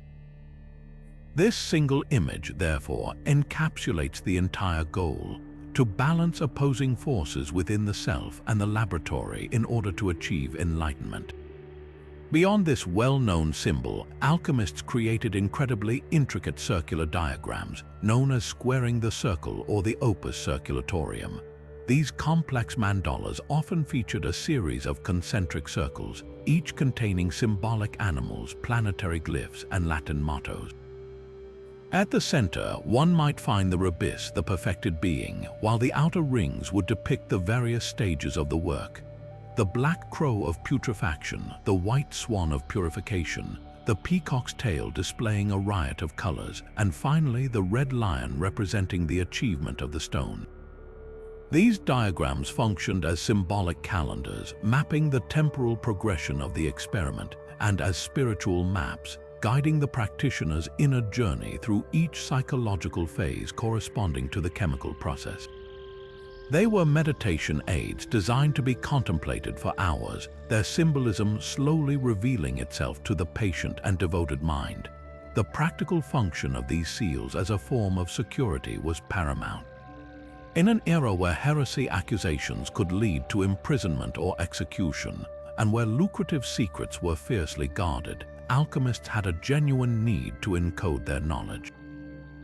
By writing their formulas not in plain text but in a language of dragons, kings, queens, and celestial bodies, they ensured that a recipe for dissolving gold in aqua regia would look like a fairy tale to any casual observer or prying authority. A phrase like "feed the dragon with the sun" was a precise instruction to add gold to a powerful solvent. This visual language created a protective boundary between the profane world and the inner circle of adepts.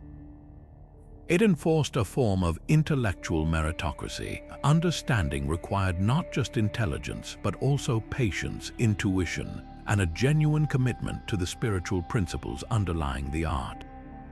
The secrets would reveal themselves only to those who had undertaken the necessary inner preparation. Ultimately, the seal of Hermes represents the pinnacle of alchemical communication, a seamless fusion of art, science, and spirituality. These intricate patterns are a testament to the belief that the universe itself is constructed from a language of symbols and correspondences, a hidden grammar that connects the movement of planets to the growth of a plant and the reaction in a flask.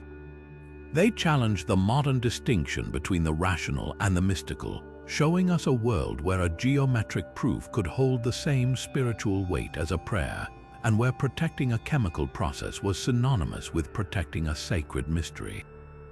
These seals are more than historical curiosities. They are invitations to a different way of seeing, reminding us that some truths are so powerful and multifaceted that they can only be contained within a symbol, patiently waiting for the right eyes to truly understand them. Beyond the four classical elements that shaped the medieval world, earth, air, fire, and water, lay a far more elusive and perfect substance, a fifth element known as the quintessence. This was not just another ingredient, it was considered the very spirit of life itself, the hidden, divine spark imprisoned within all material things. Alchemists believed that everything in the physical universe was a mixture of the four base elements in various proportions, and that these combinations were inherently unstable, subject to decay and death. But buried within this corruptible matter was a perfect, eternal, and celestial fifth element, a pure substance that had descended from the stars and represented the original, untainted state of creation.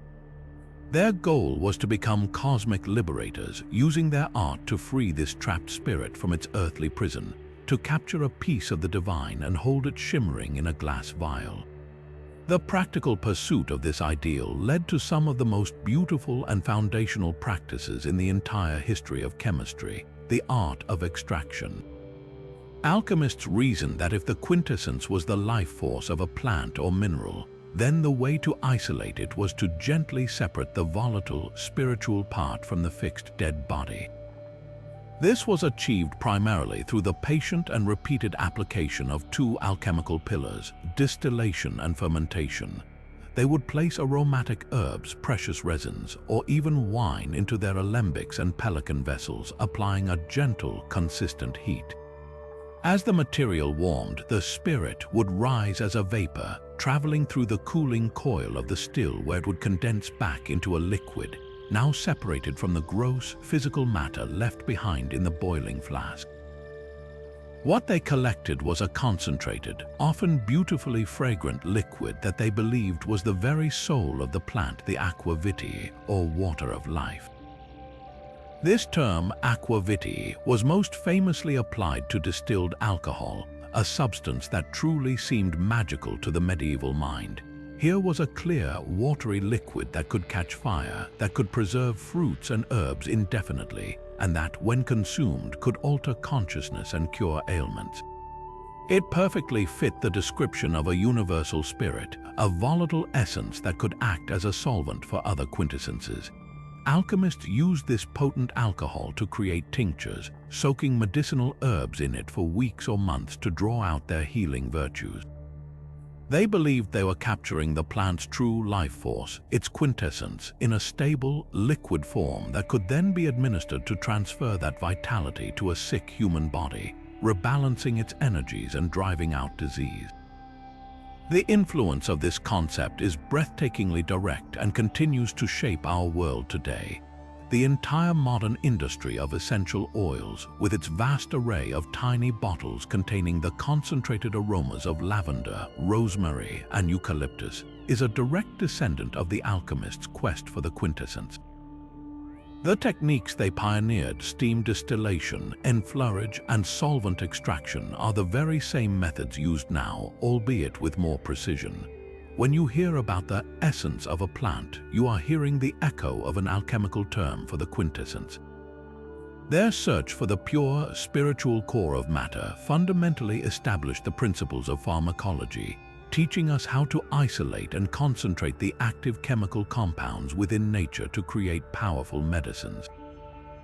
In their drive to capture a metaphysical spirit, they accidentally founded the science of chemistry, proving once again that the most enduring discoveries are often born from the most poetic of dreams.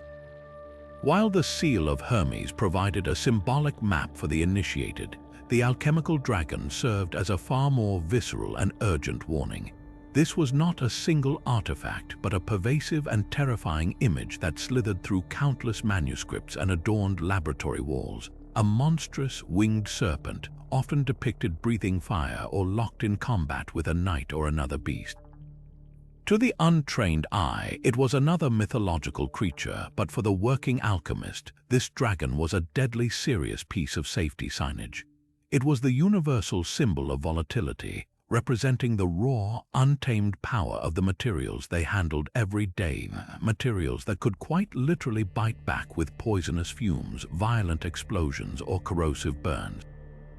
The dragon most frequently embodied the perilous nature of mercury and its compounds.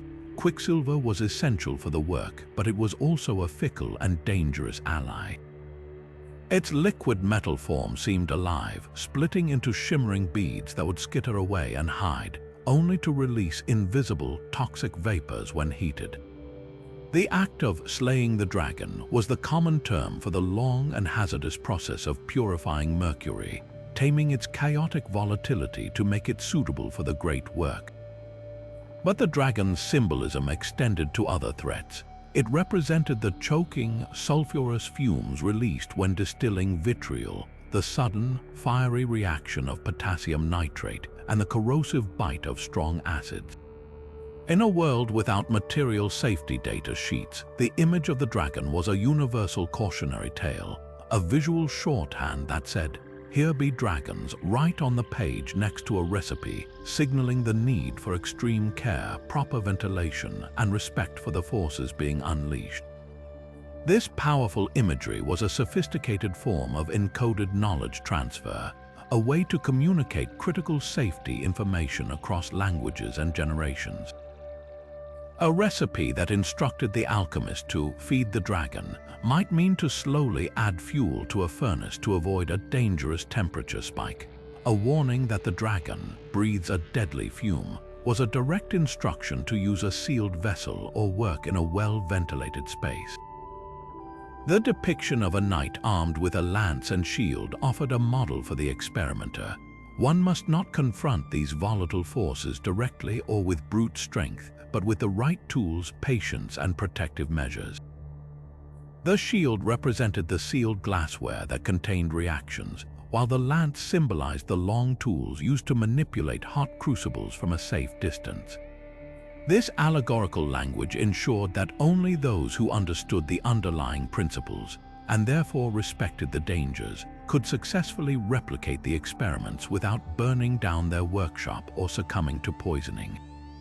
Beyond the laboratory, the dragon held a deeper psychological meaning. It represented the chaotic, unconscious, and destructive forces within the alchemists themselves, the pride, greed, and impatience that could derail the years-long work. The quest for gold was fraught with the temptation to take shortcuts, to use more heat, or to ignore subtle signs in the pursuit of quick results. This internal dragon was just as dangerous as the external one. A moment of carelessness born from ambition could ruin months of painstaking effort. Slaying this inner beast was therefore the first and most important operation. It required the virtues of a knight, courage to face one's own flaws, discipline to follow the tedious procedures, and humility to accept that nature reveals its secrets only to those who approach with respect and patience. The entire arduous process was as much about mastering one's own volatile nature as it was about mastering the chemicals in the flask. In this way, the alchemical dragon is one of the most enduring and intelligent symbols to emerge from the era. It perfectly encapsulates the alchemist's worldview, where every physical process had a parallel spiritual lesson. It provided a memorable and effective system for hazard communication long before the development of modern safety protocols. And it serves as a timeless reminder that the pursuit of knowledge, especially knowledge that seeks to transform the very nature of reality, is never without risk. The dragon guards the treasure not to hoard it, but to ensure that only those who have mastered themselves are worthy of claiming it. At the very heart of the alchemical drama, pulsating with life and purpose, stand its two most iconic protagonists, the Red King and the White Queen. These were not mere characters in a fanciful story. They were the personified, perfected principles of all creation, whose sacred and volatile relationship was the engine driving the entire great work toward its glorious conclusion. The king, robed in brilliant crimson, embodied the principle of sulfur.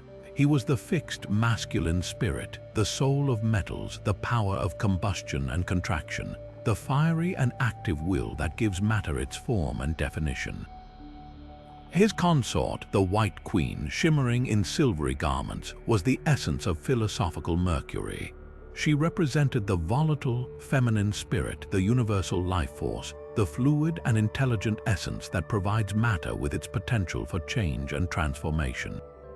Theirs was a relationship of perfect opposition and perfect complement, a cosmic dance of attraction and tension that the alchemist sought to stage within the sealed glass womb of the philosopher's egg. This royal allegory was far more than simple poetry.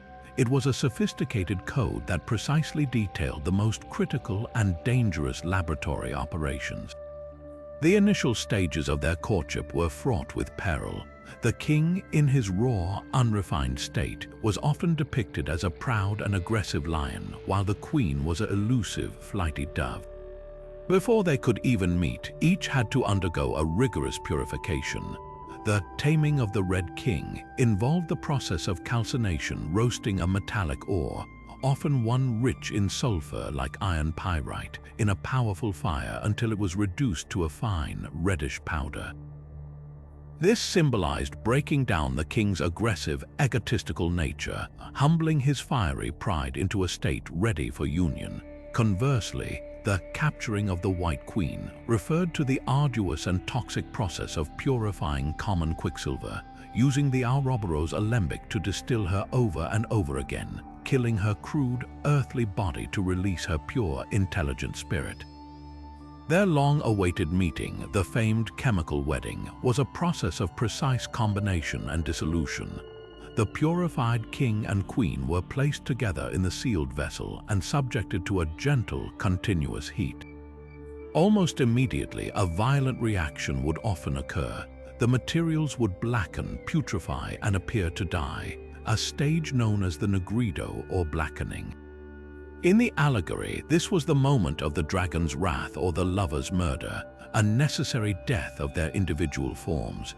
This dramatic event encoded the practical chemical process of creating a black amalgam, where the purified mercury would dissolve the powdered gold or other noble metal, creating a chaotic, primeval sludge from which new life could emerge. This putrefaction was essential. It was the dissolution of old structures, the breaking apart of fixed matter so that its hidden essence could be liberated and recombined into a new, higher state of being. From this blackness of putrefaction, a miracle would slowly unfold. As the gentle heat continued its work for weeks and months, the contents of the flask would begin to lighten, passing through a spectrum of colors, the famed peacock's tail, before achieving a brilliant, snowy white. This was the albedo or whitening stage. In the narrative, this was the resurrection and purification of the queen, her triumphant return in a glorified spiritual body. Practically, this often described the formation of a white sublimate or ammoniated compound on the cool upper walls of the vessel, a sign that the volatile spirit was ascending. Finally, with sustained patience, the matter would blush a deep ruby red, the rubedo or reddening. This was the triumphant coronation of the Red King, now united with his queen in a stable, perfected state. In the laboratory, this could indicate the formation of red crystals of cinnabar, red lead, or other compounds, signaling the successful completion of the reaction that produced the alchemists' coveted red powder. The ultimate product of this royal union was the rubis, the magnificent androgynous figure we encountered earlier, the literal embodiment of the Philosopher's Stone. This hermaphroditic being, with its twin royal heads and unified body, was the physical proof that the opposites had been perfectly reconciled. It was no longer sulfur and mercury. It was a new, third substance that contained and transcended them both. This symbol communicated one of alchemy's most profound insights, that true power and perfection are not found in the victory of one principle over another, but in their sacred marriage. The goal was not for the fiery king to dominate the fluid queen, or for the volatile queen to escape the fixed king, but for them to achieve a state of harmonious coexistence, creating something entirely new and greater than the sum of its parts. This lesson extended far beyond the flask, serving as a model for the alchemist's own inner work, where reconciling their own conscious and unconscious minds was the true key to enlightenment. The enduring power of the Red King and White Queen allegory lies in its breathtaking efficiency. It seamlessly wove together practical chemical instructions, spiritual philosophy, and psychological guidance into a single, compelling narrative.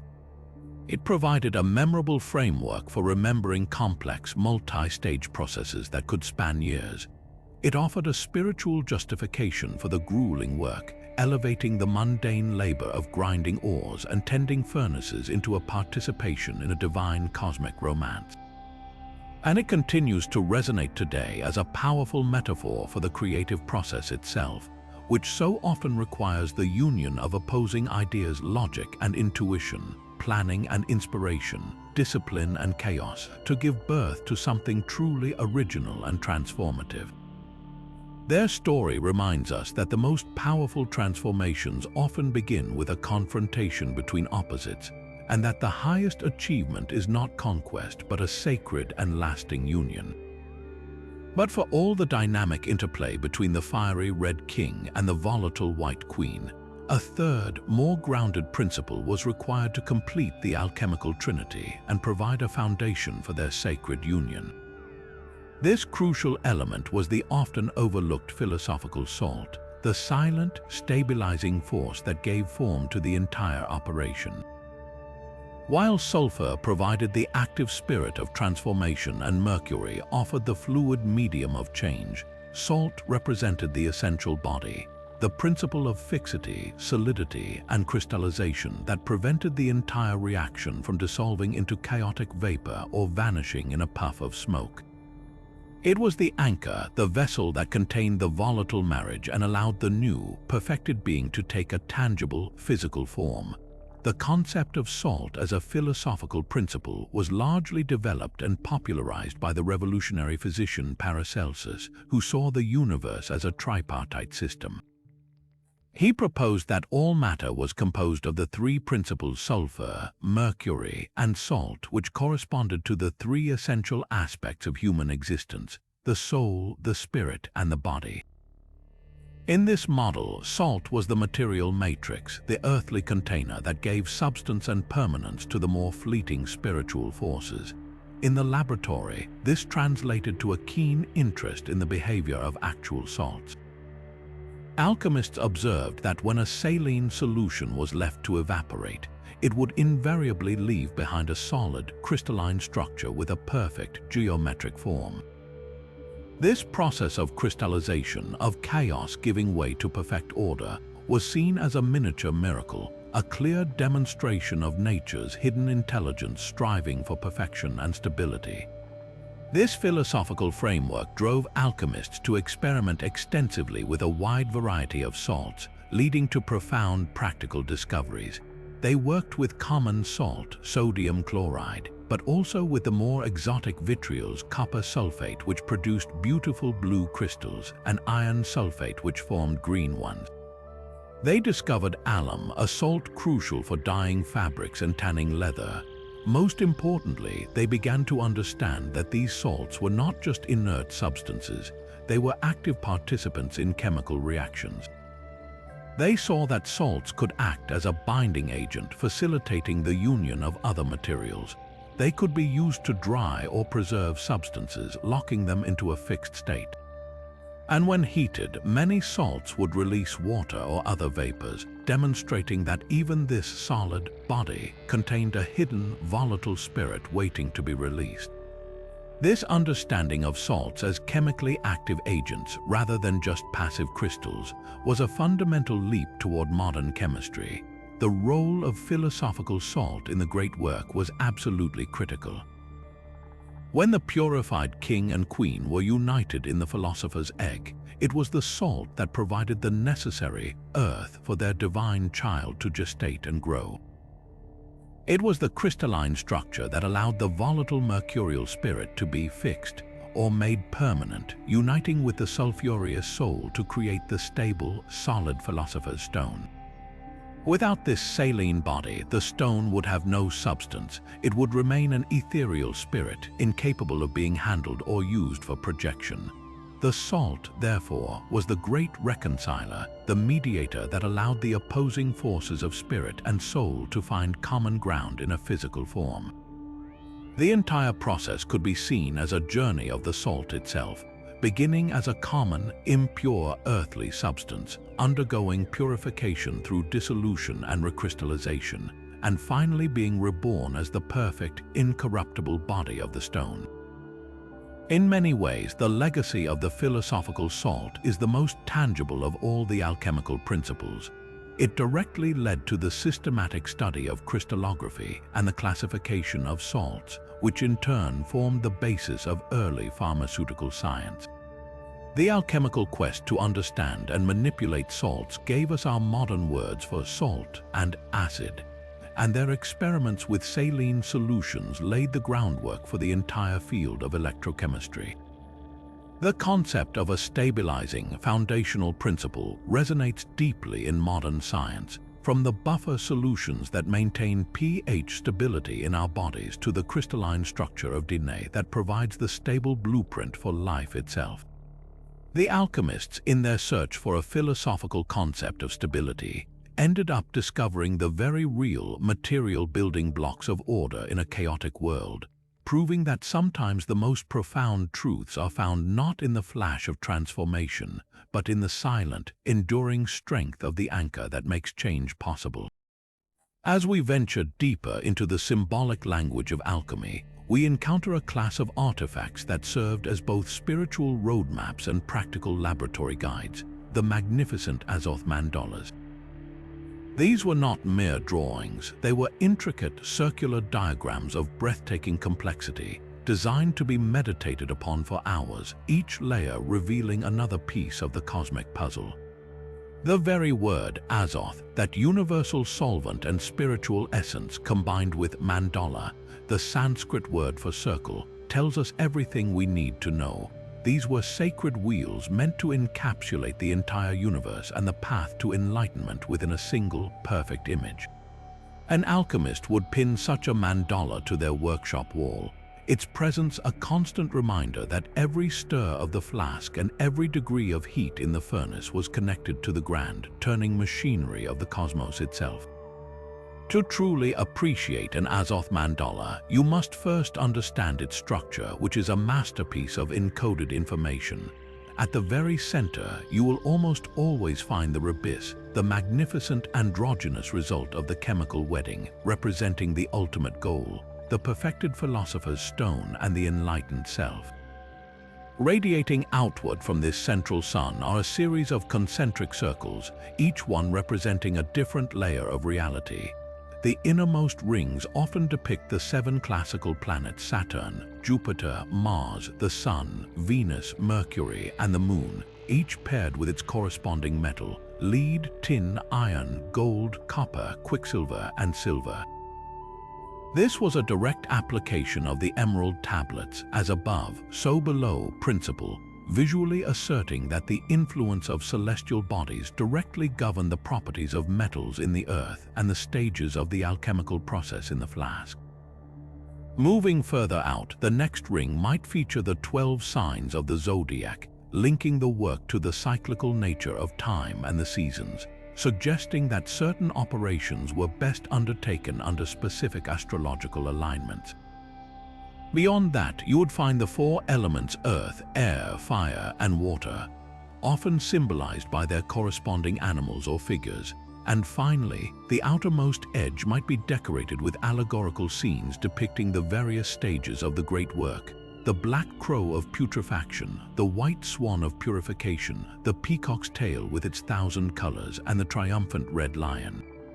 Some mandalas even included a circular path or labyrinth, visually charting the arduous and often convoluted journey the alchemist had to undertake, with dead ends and challenges marked along the way.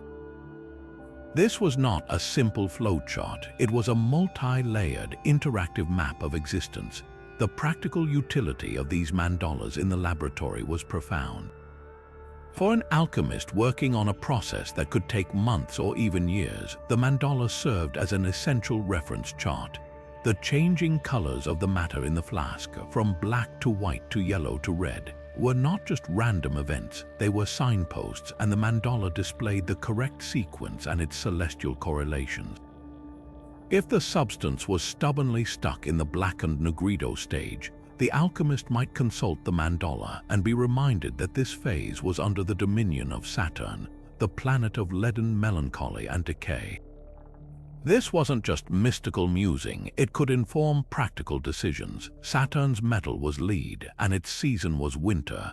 This might suggest the need for a patient, slow, cooling period, or the addition of a Saturnine element to the mix, guiding the experimenter's hand with symbolic logic. Yet the mandala's power extended far beyond the physical workbench. Its primary function was as a tool for spiritual transformation and mental focus. The act of contemplation was itself a form of alchemy. By sitting before the mandala and tracing its complex patterns with the eye and the mind, the alchemist was performing an inner version of the great work. The process of moving their gaze from the chaotic outer rings toward the serene, unified figure at the center mirrored their own spiritual journey, integrating the disparate elements of their own psyche, reconciling opposites, and moving from a state of inner confusion to one of centered clarity and enlightenment. The mandala was a cognitive device, a permanent, fixed representation of a process that was otherwise invisible, slow, and incredibly easy to lose faith in. It was a promise that the chaos had a pattern and the suffering had a purpose. Perhaps the most famous example of this genre is the mandala from the seminal text Azoth of the Philosophers, attributed to the legendary Basilius Valentinus. This stunning illustration is a universe in miniature. At its heart sits the Rebis holding the compass and square, crowned and victorious. Surrounding it are the 7 planets and their metals, the zodiac and the elements, all connected by intricate lines of influence. Most strikingly, at the 4 cardinal points, the 4 evangelists Matthew, Mark, Luke, and John are depicted as a man, a lion, an ox, and an eagle. This brilliant incorporation of Christian iconography served a dual purpose. It granted a layer of theological safety to a practice often viewed with suspicion by the Church, and it elevated the chemical process to the level of divine revelation, equating the alchemist's pursuit of the stone with the evangelist's mission to spread sacred truth.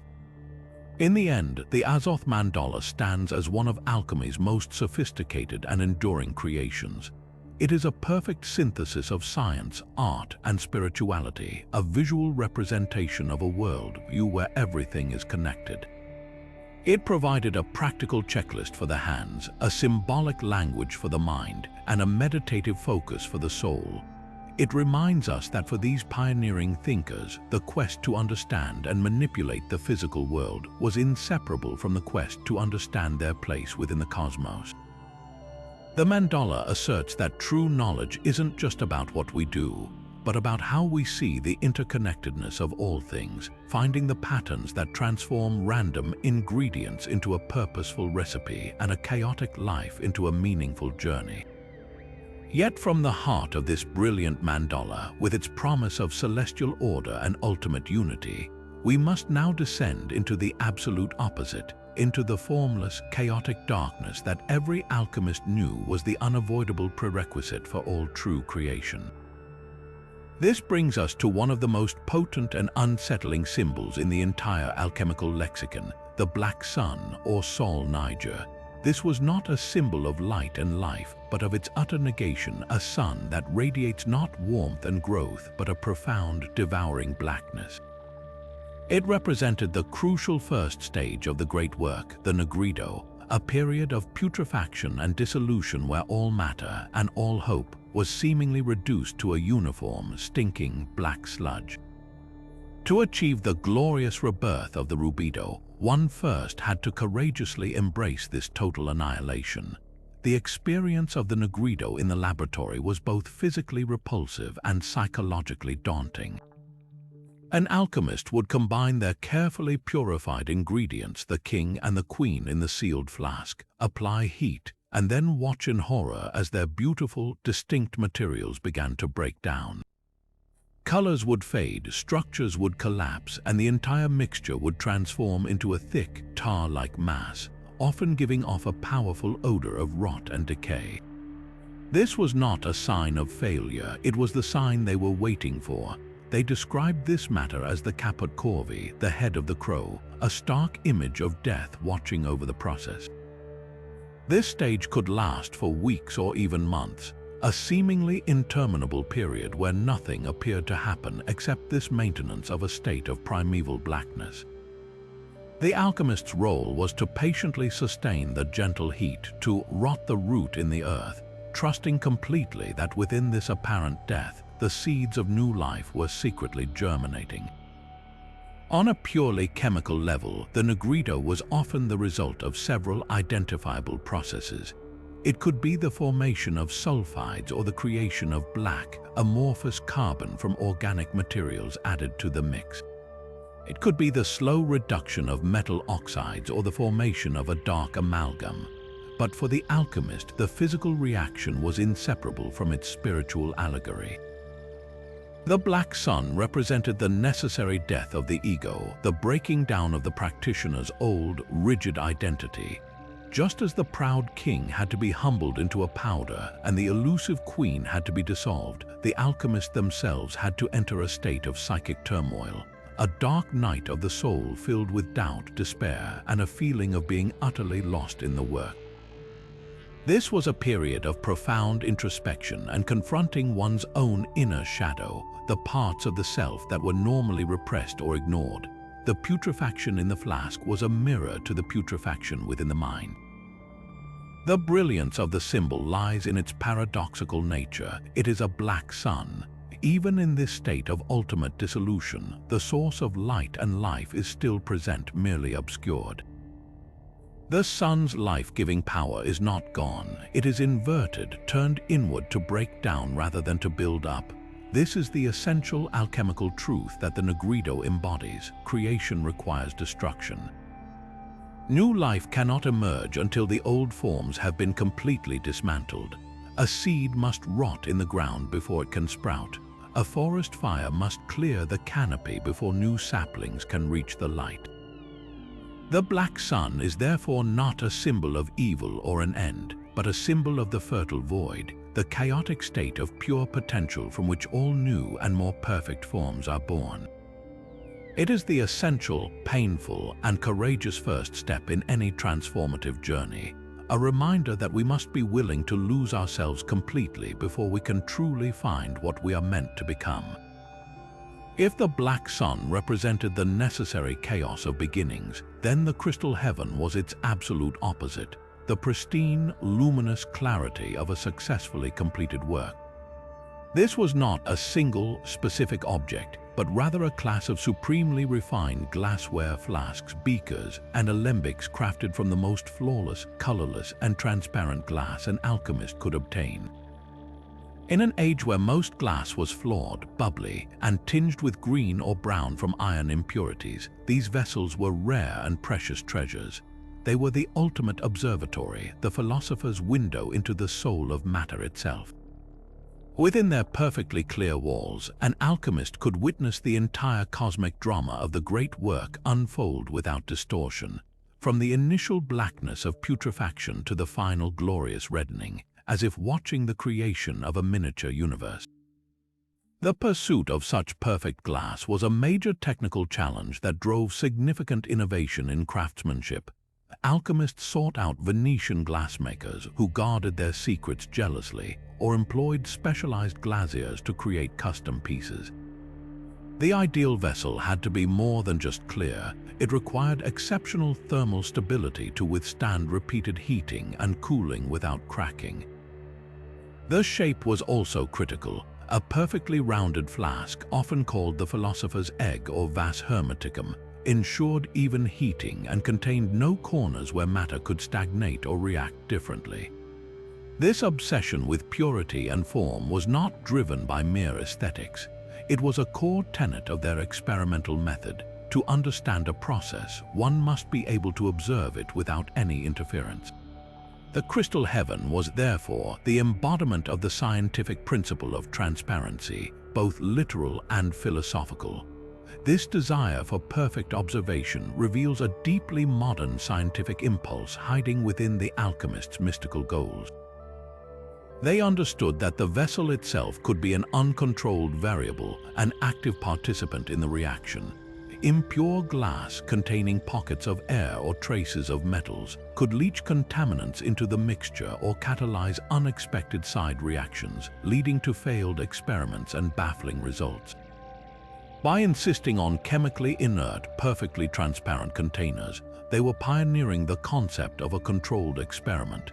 They were systematically eliminating external factors to isolate and study the precise interaction of their chosen ingredients. Every bubble avoided, every impurity removed from the glass was a step toward a more reliable and reproducible result, a fundamental pillar of the scientific method we know today. The symbolic weight of these crystal vessels was every bit as important as their practical utility. Their perfect transparency represented the ultimate goal of the work, the clarity of the enlightened mind and the purity of perfected matter. Just as the flask allowed unobstructed vision of the process within, the philosopher's stone was believed to grant unobstructed vision into the secrets of nature. A cloudy flask meant a hidden process, a mystery still unsolved. A crystal-clear vessel meant truth revealed, knowledge gained, and a successful journey from the darkness of ignorance into the light of understanding. The material itself was a metaphor. The hard, durable, yet perfectly transparent nature of glass mirrored the desired properties of the stone, a substance both tangible and spiritual, solid yet capable of containing and transmitting the purest light. In this way, the crystal heaven stands as a beautiful bridge between the alchemical past and our scientific present. The modern chemistry lab is filled with its direct descendants, the Erlenmeyer flask, the round-bottom boiling flask, the condensers, all made from borosilicate glass for clarity and thermal resistance. The alchemist's philosophical egg is the ancestor of the modern reaction vessel. Their desire to see clearly, the direct forerunner of every observational tool we now use. Their relentless drive to create a perfect container was a testament to their belief that the universe, for all its apparent chaos, operated on principles that could be understood, if only one had a clear enough window through which to watch.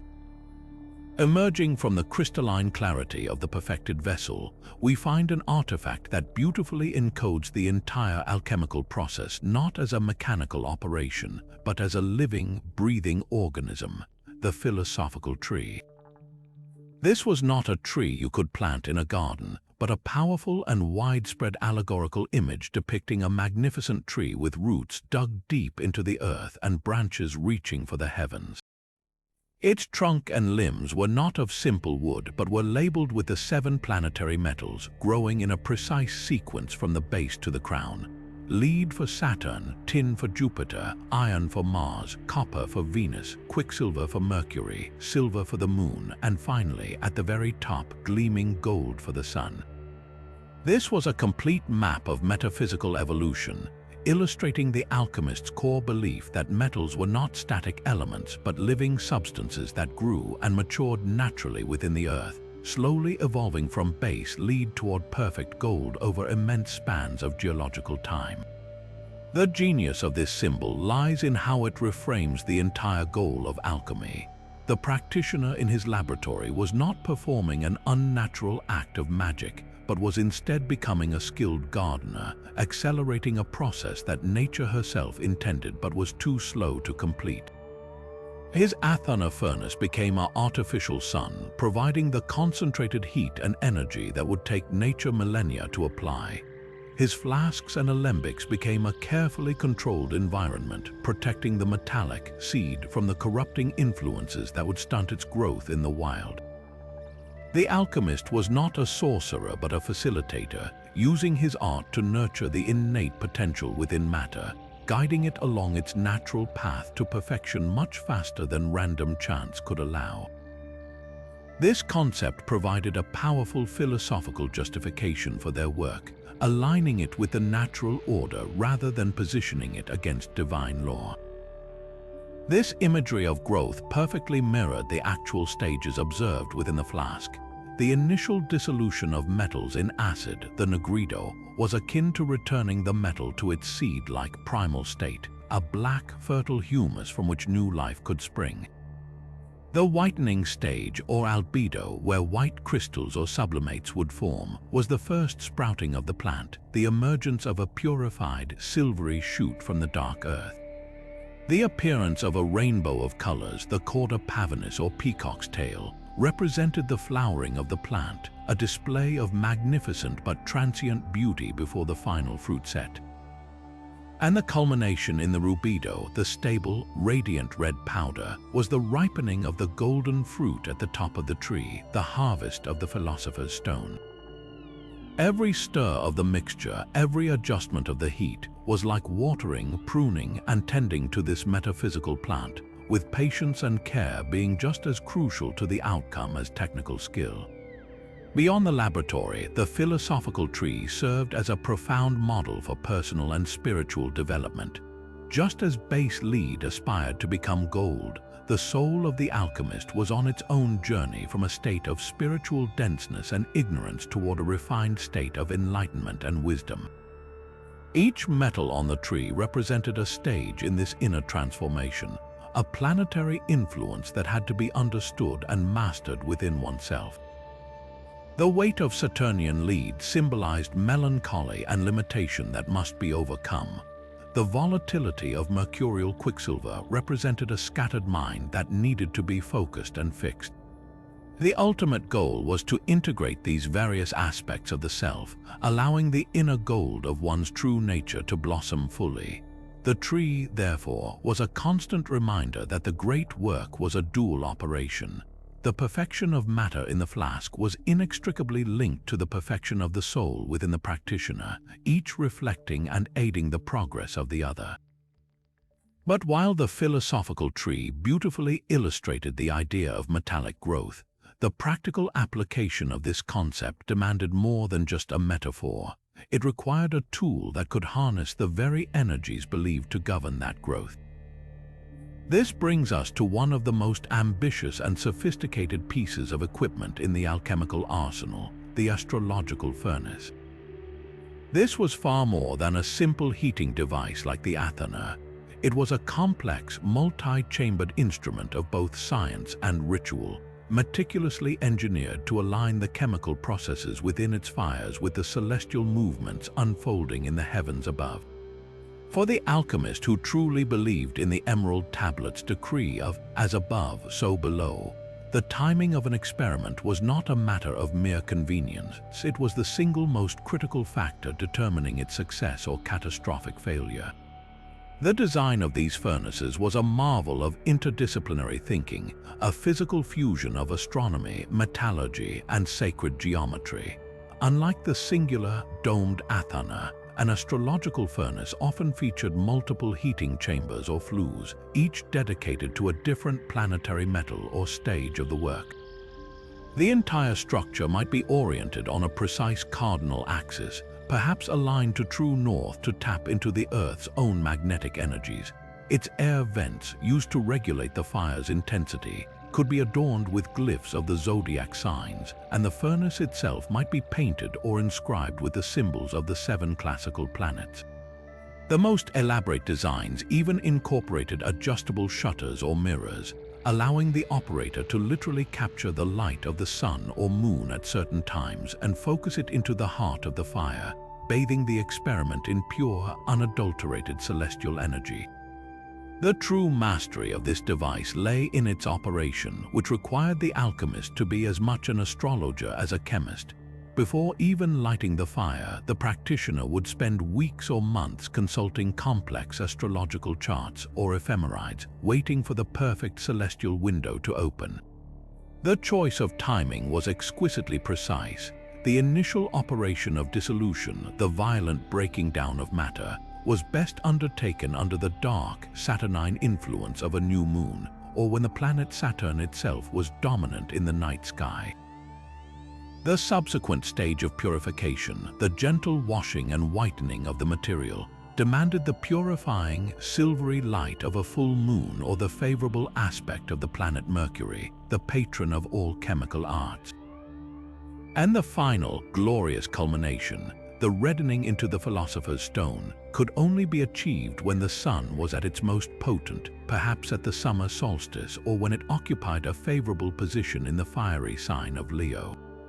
This intricate celestial scheduling was not seen as superstitious guesswork.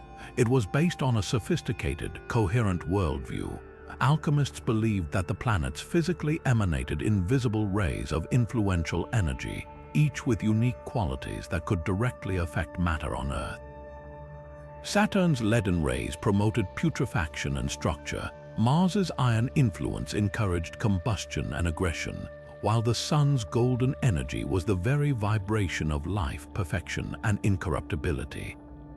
By performing an operation under a specific planetary influence, the alchemist was essentially tuning his experiment to a cosmic frequency, using the furnace as an antenna to amplify those specific energies and bombard the matter in the flask with the exact force needed to guide its transformation. The furnace became a kind of alchemical battery, charging the reaction with planetary power. The legacy of the astrological furnace is a fascinating paradox. On one hand, its core premise that distant celestial bodies could directly influence a chemical reaction in a sealed flask has been thoroughly dismissed by modern science. We now understand that the forces governing chemical bonds are not affected by the positions of planets. Yet, on the other hand, this seemingly flawed belief system forced alchemists to become meticulous and patient experimentalists. The necessity of waiting for specific celestial alignments meant that experiments could not be rushed. This enforced patience prevented the kind of hasty, careless work that often leads to laboratory accidents or failed results.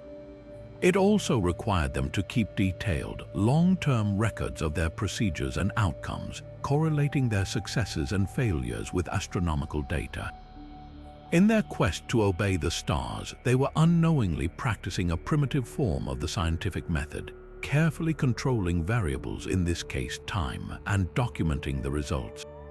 Furthermore, their belief in cosmic correspondences reflects an early, intuitive grasp of a universe governed by consistent, universal laws, a concept that would later become the bedrock of physics. The astrological furnace, therefore, stands as a powerful monument to a lost way of seeing the world, a vision where humanity, nature, and the cosmos were intimately woven together into a single, intelligible, and miraculously interconnected whole. But if the astrological furnace represented the grand, cosmic scale of the alchemist's ambition, Their most intimate and personal dream was to distill that celestial perfection into a single, drinkable essence, a potion that could heal the body, sharpen the mind, and perhaps even cheat death itself. This brings us to the most seductive and enduring of all alchemical legends, the quest for the Elixir of Life. This was not merely a medicine, it was the ultimate prize, the liquid manifestation of the Philosopher's Stone, a sovereign remedy promising to cure all diseases, restore youthful vitality, and grant immortality to the one who mastered its formula. While the idea of an eternal life potion appears in myths across the globe, the alchemical approach was unique. It was a material, chemical pursuit, a belief that the secrets of longevity were not locked away in a magical spring, but could be synthesized in a laboratory through the correct combination and purification of the finest ingredients the natural world had to offer. The proposed recipes for this ultimate tonic read like a catalogue of the rare and the exquisite, each ingredient chosen for its symbolic perfection and perceived metaphysical virtues. Gold, the metal that never tarnishes or decays, was a central component. Alchemists believed its incorruptible nature could be transferred to the human body, and they devised methods to dissolve it into a potable form, creating aurum potabile drinkable gold.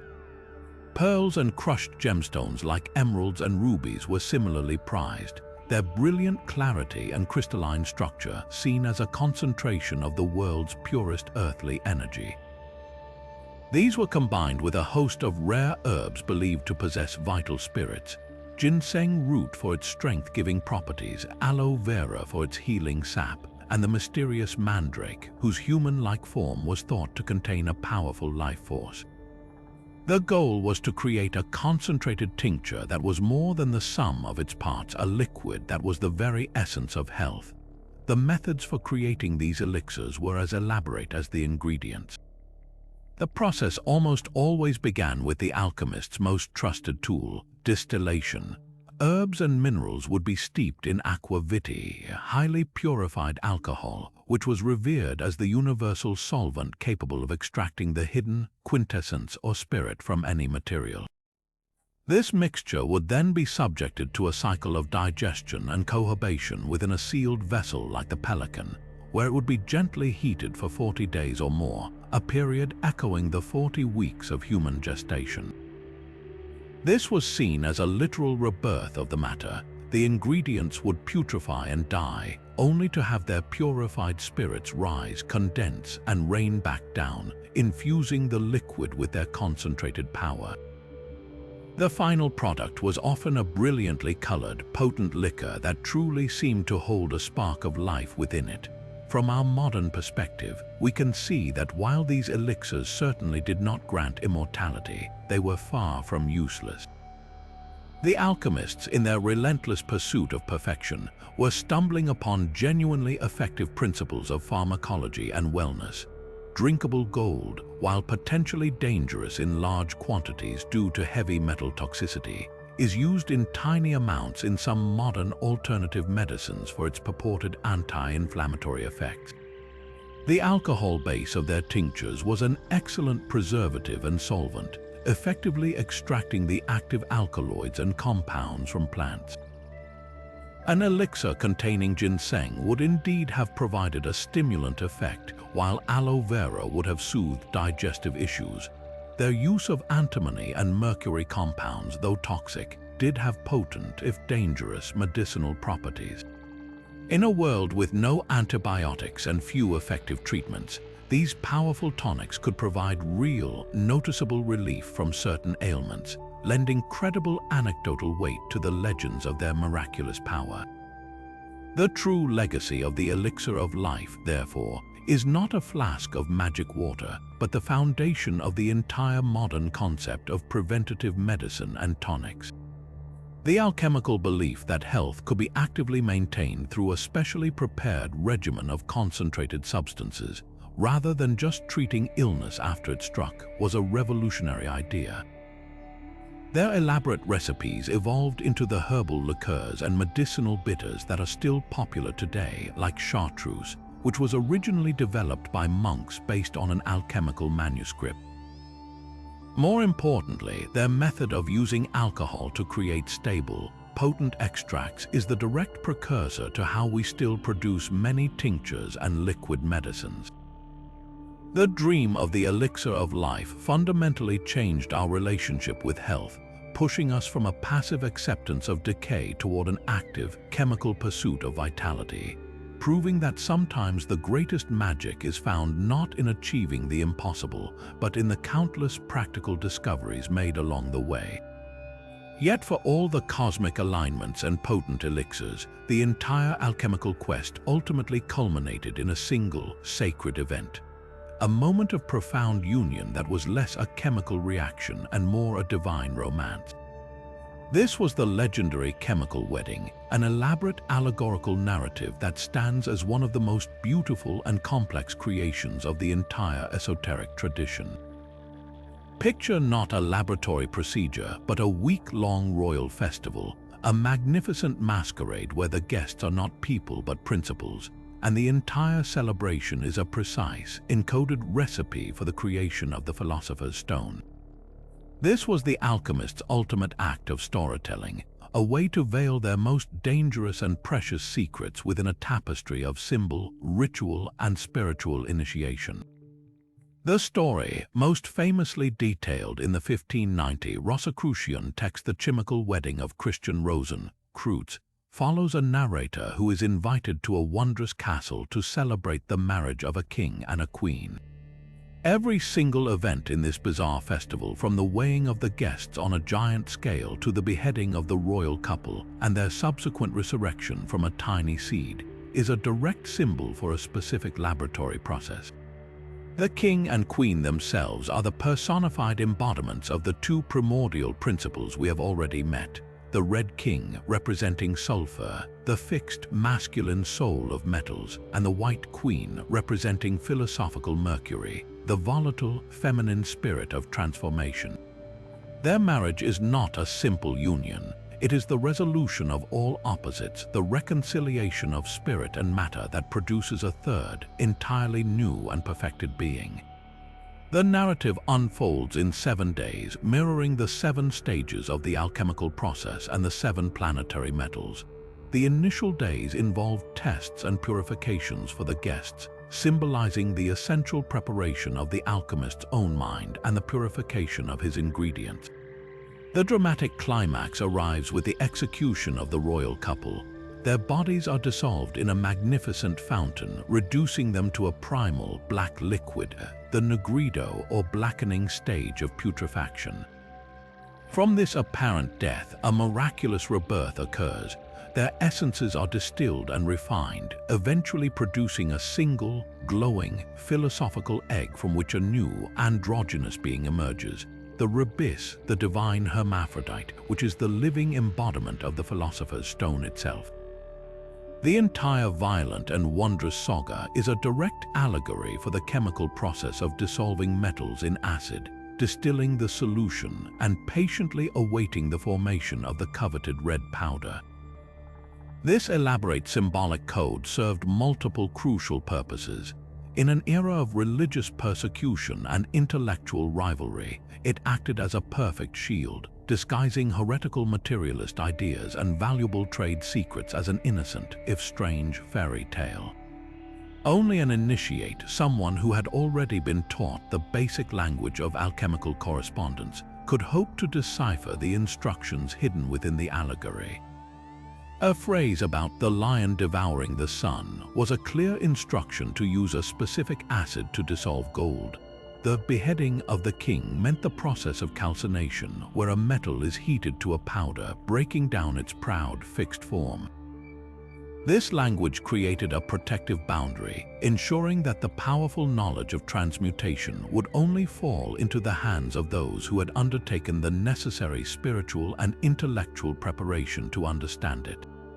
Beyond its role as a laboratory manual in disguise, the chemical wedding provided a profound spiritual roadmap for the alchemist's own inner transformation. The entire process was designed as a mirror to the soul.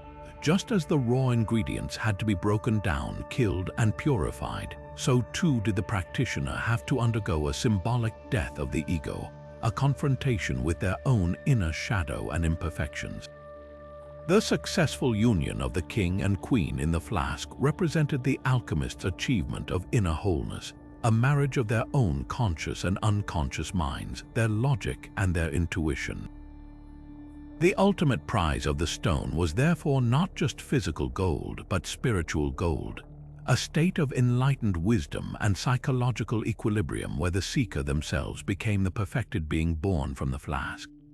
The chemical wedding reminds us that for these pioneering thinkers, the true transformation was always happening on two levels simultaneously within the heated vessel on the furnace, and within the heart and mind of the one who tended the fire. And so we arrive at the ultimate destination of our journey, the very apex of the alchemical mountain, the final tincture. This was not merely a substance, it was the physical incarnation of a lifetime's devotion, the glorious conclusion to the great work.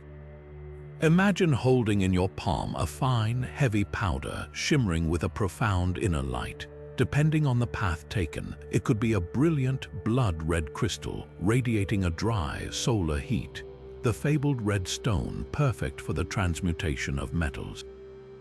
Or it could be a radiant, snowy white powder, cool and lunar, the white stone, revered for its medicinal virtues and its power to transmute base metals into silver. This was the philosopher's stone in its final, active form, the supreme magnum opus that could, with a single grain, project its perfection onto vast quantities of base matter, both metallic and human. The creation of this final agent was the most delicate and celebrated moment in an alchemist's life. After years of toil, through the black despair of putrefaction and the brilliant hope of the peacock's tail, the matter in the philosopher's egg would finally stabilize into this fixed, non-volatile powder. The testimony of those who claim to have witnessed this moment speaks of a miraculous multiplication.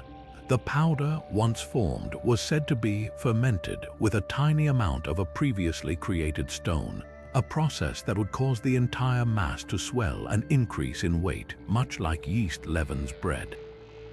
This was the ultimate alchemical miracle, a substance that could not only transform but also regenerate and multiply itself, a true physical paradox that defied the common laws of nature.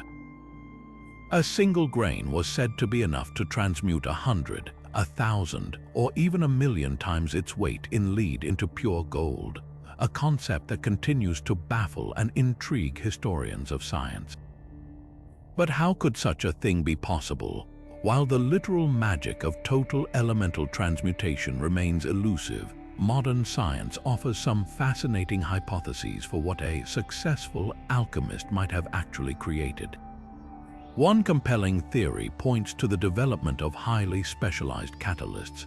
A catalyst is a substance that speeds up a chemical reaction without itself being consumed. An alchemist, through his endless cycles of purification, calcination, and fermentation, might have accidentally created a complex compound, perhaps involving platinum, mercury, or antimony, that acted as a powerful catalyst for surface chemistry. When this catalytic powder was added to a crucible of molten lead, it could have facilitated a reaction that caused a shimmering, golden-colored layer to form on the surface. To an observer, this would look exactly like the lead was being gilded or transformed, especially if the underlying molten metal was not thoroughly examined. The powder, being unchanged, could then be used again, creating the illusion of projection and multiplication. Another plausible explanation lies in the realm of advanced metallurgy and the creation of spectacular surface alloys. An alchemist working with purified antimony, for instance, could produce a stunning star-shaped regulus of antimony. When this was alloyed with certain other metals under specific conditions, it could produce surfaces with brilliantly colored, iridescent properties that closely resembled silver or gold. Furthermore, a stone composed of a powerful flux, a substance used to purify metals in smelting, could genuinely transform a batch of impure metal. Many lead ores naturally contain tiny, microscopic traces of silver. A skilled alchemist's projection powder, perhaps a mix of borax, niter, and other fluxes, could have been perfectly formulated to separate this silver from the lead ore when heated together. The result would be a visible button of pure silver emerging from the melt, a seemingly miraculous transmutation of lead into silver, achieved not by magic, but by a sophisticated, if not fully understood, process of chemical refinement. The legacy of the Final Tincture extends far beyond the dream of endless wealth. The white stone dedicated to healing represents the true and lasting triumph of the alchemical pursuit. The relentless drive to purify and concentrate essences for medicinal use forged the very foundations of modern pharmacology.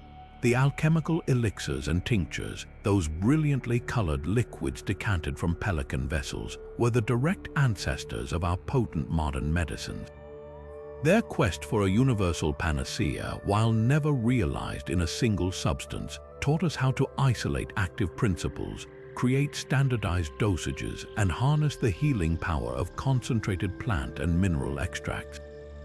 In this light, every pharmacy is a fulfillment of the alchemist's dream, its shelves lined with hundreds of specialized philosopher's stones, each one a powerful agent of transformation for the human body.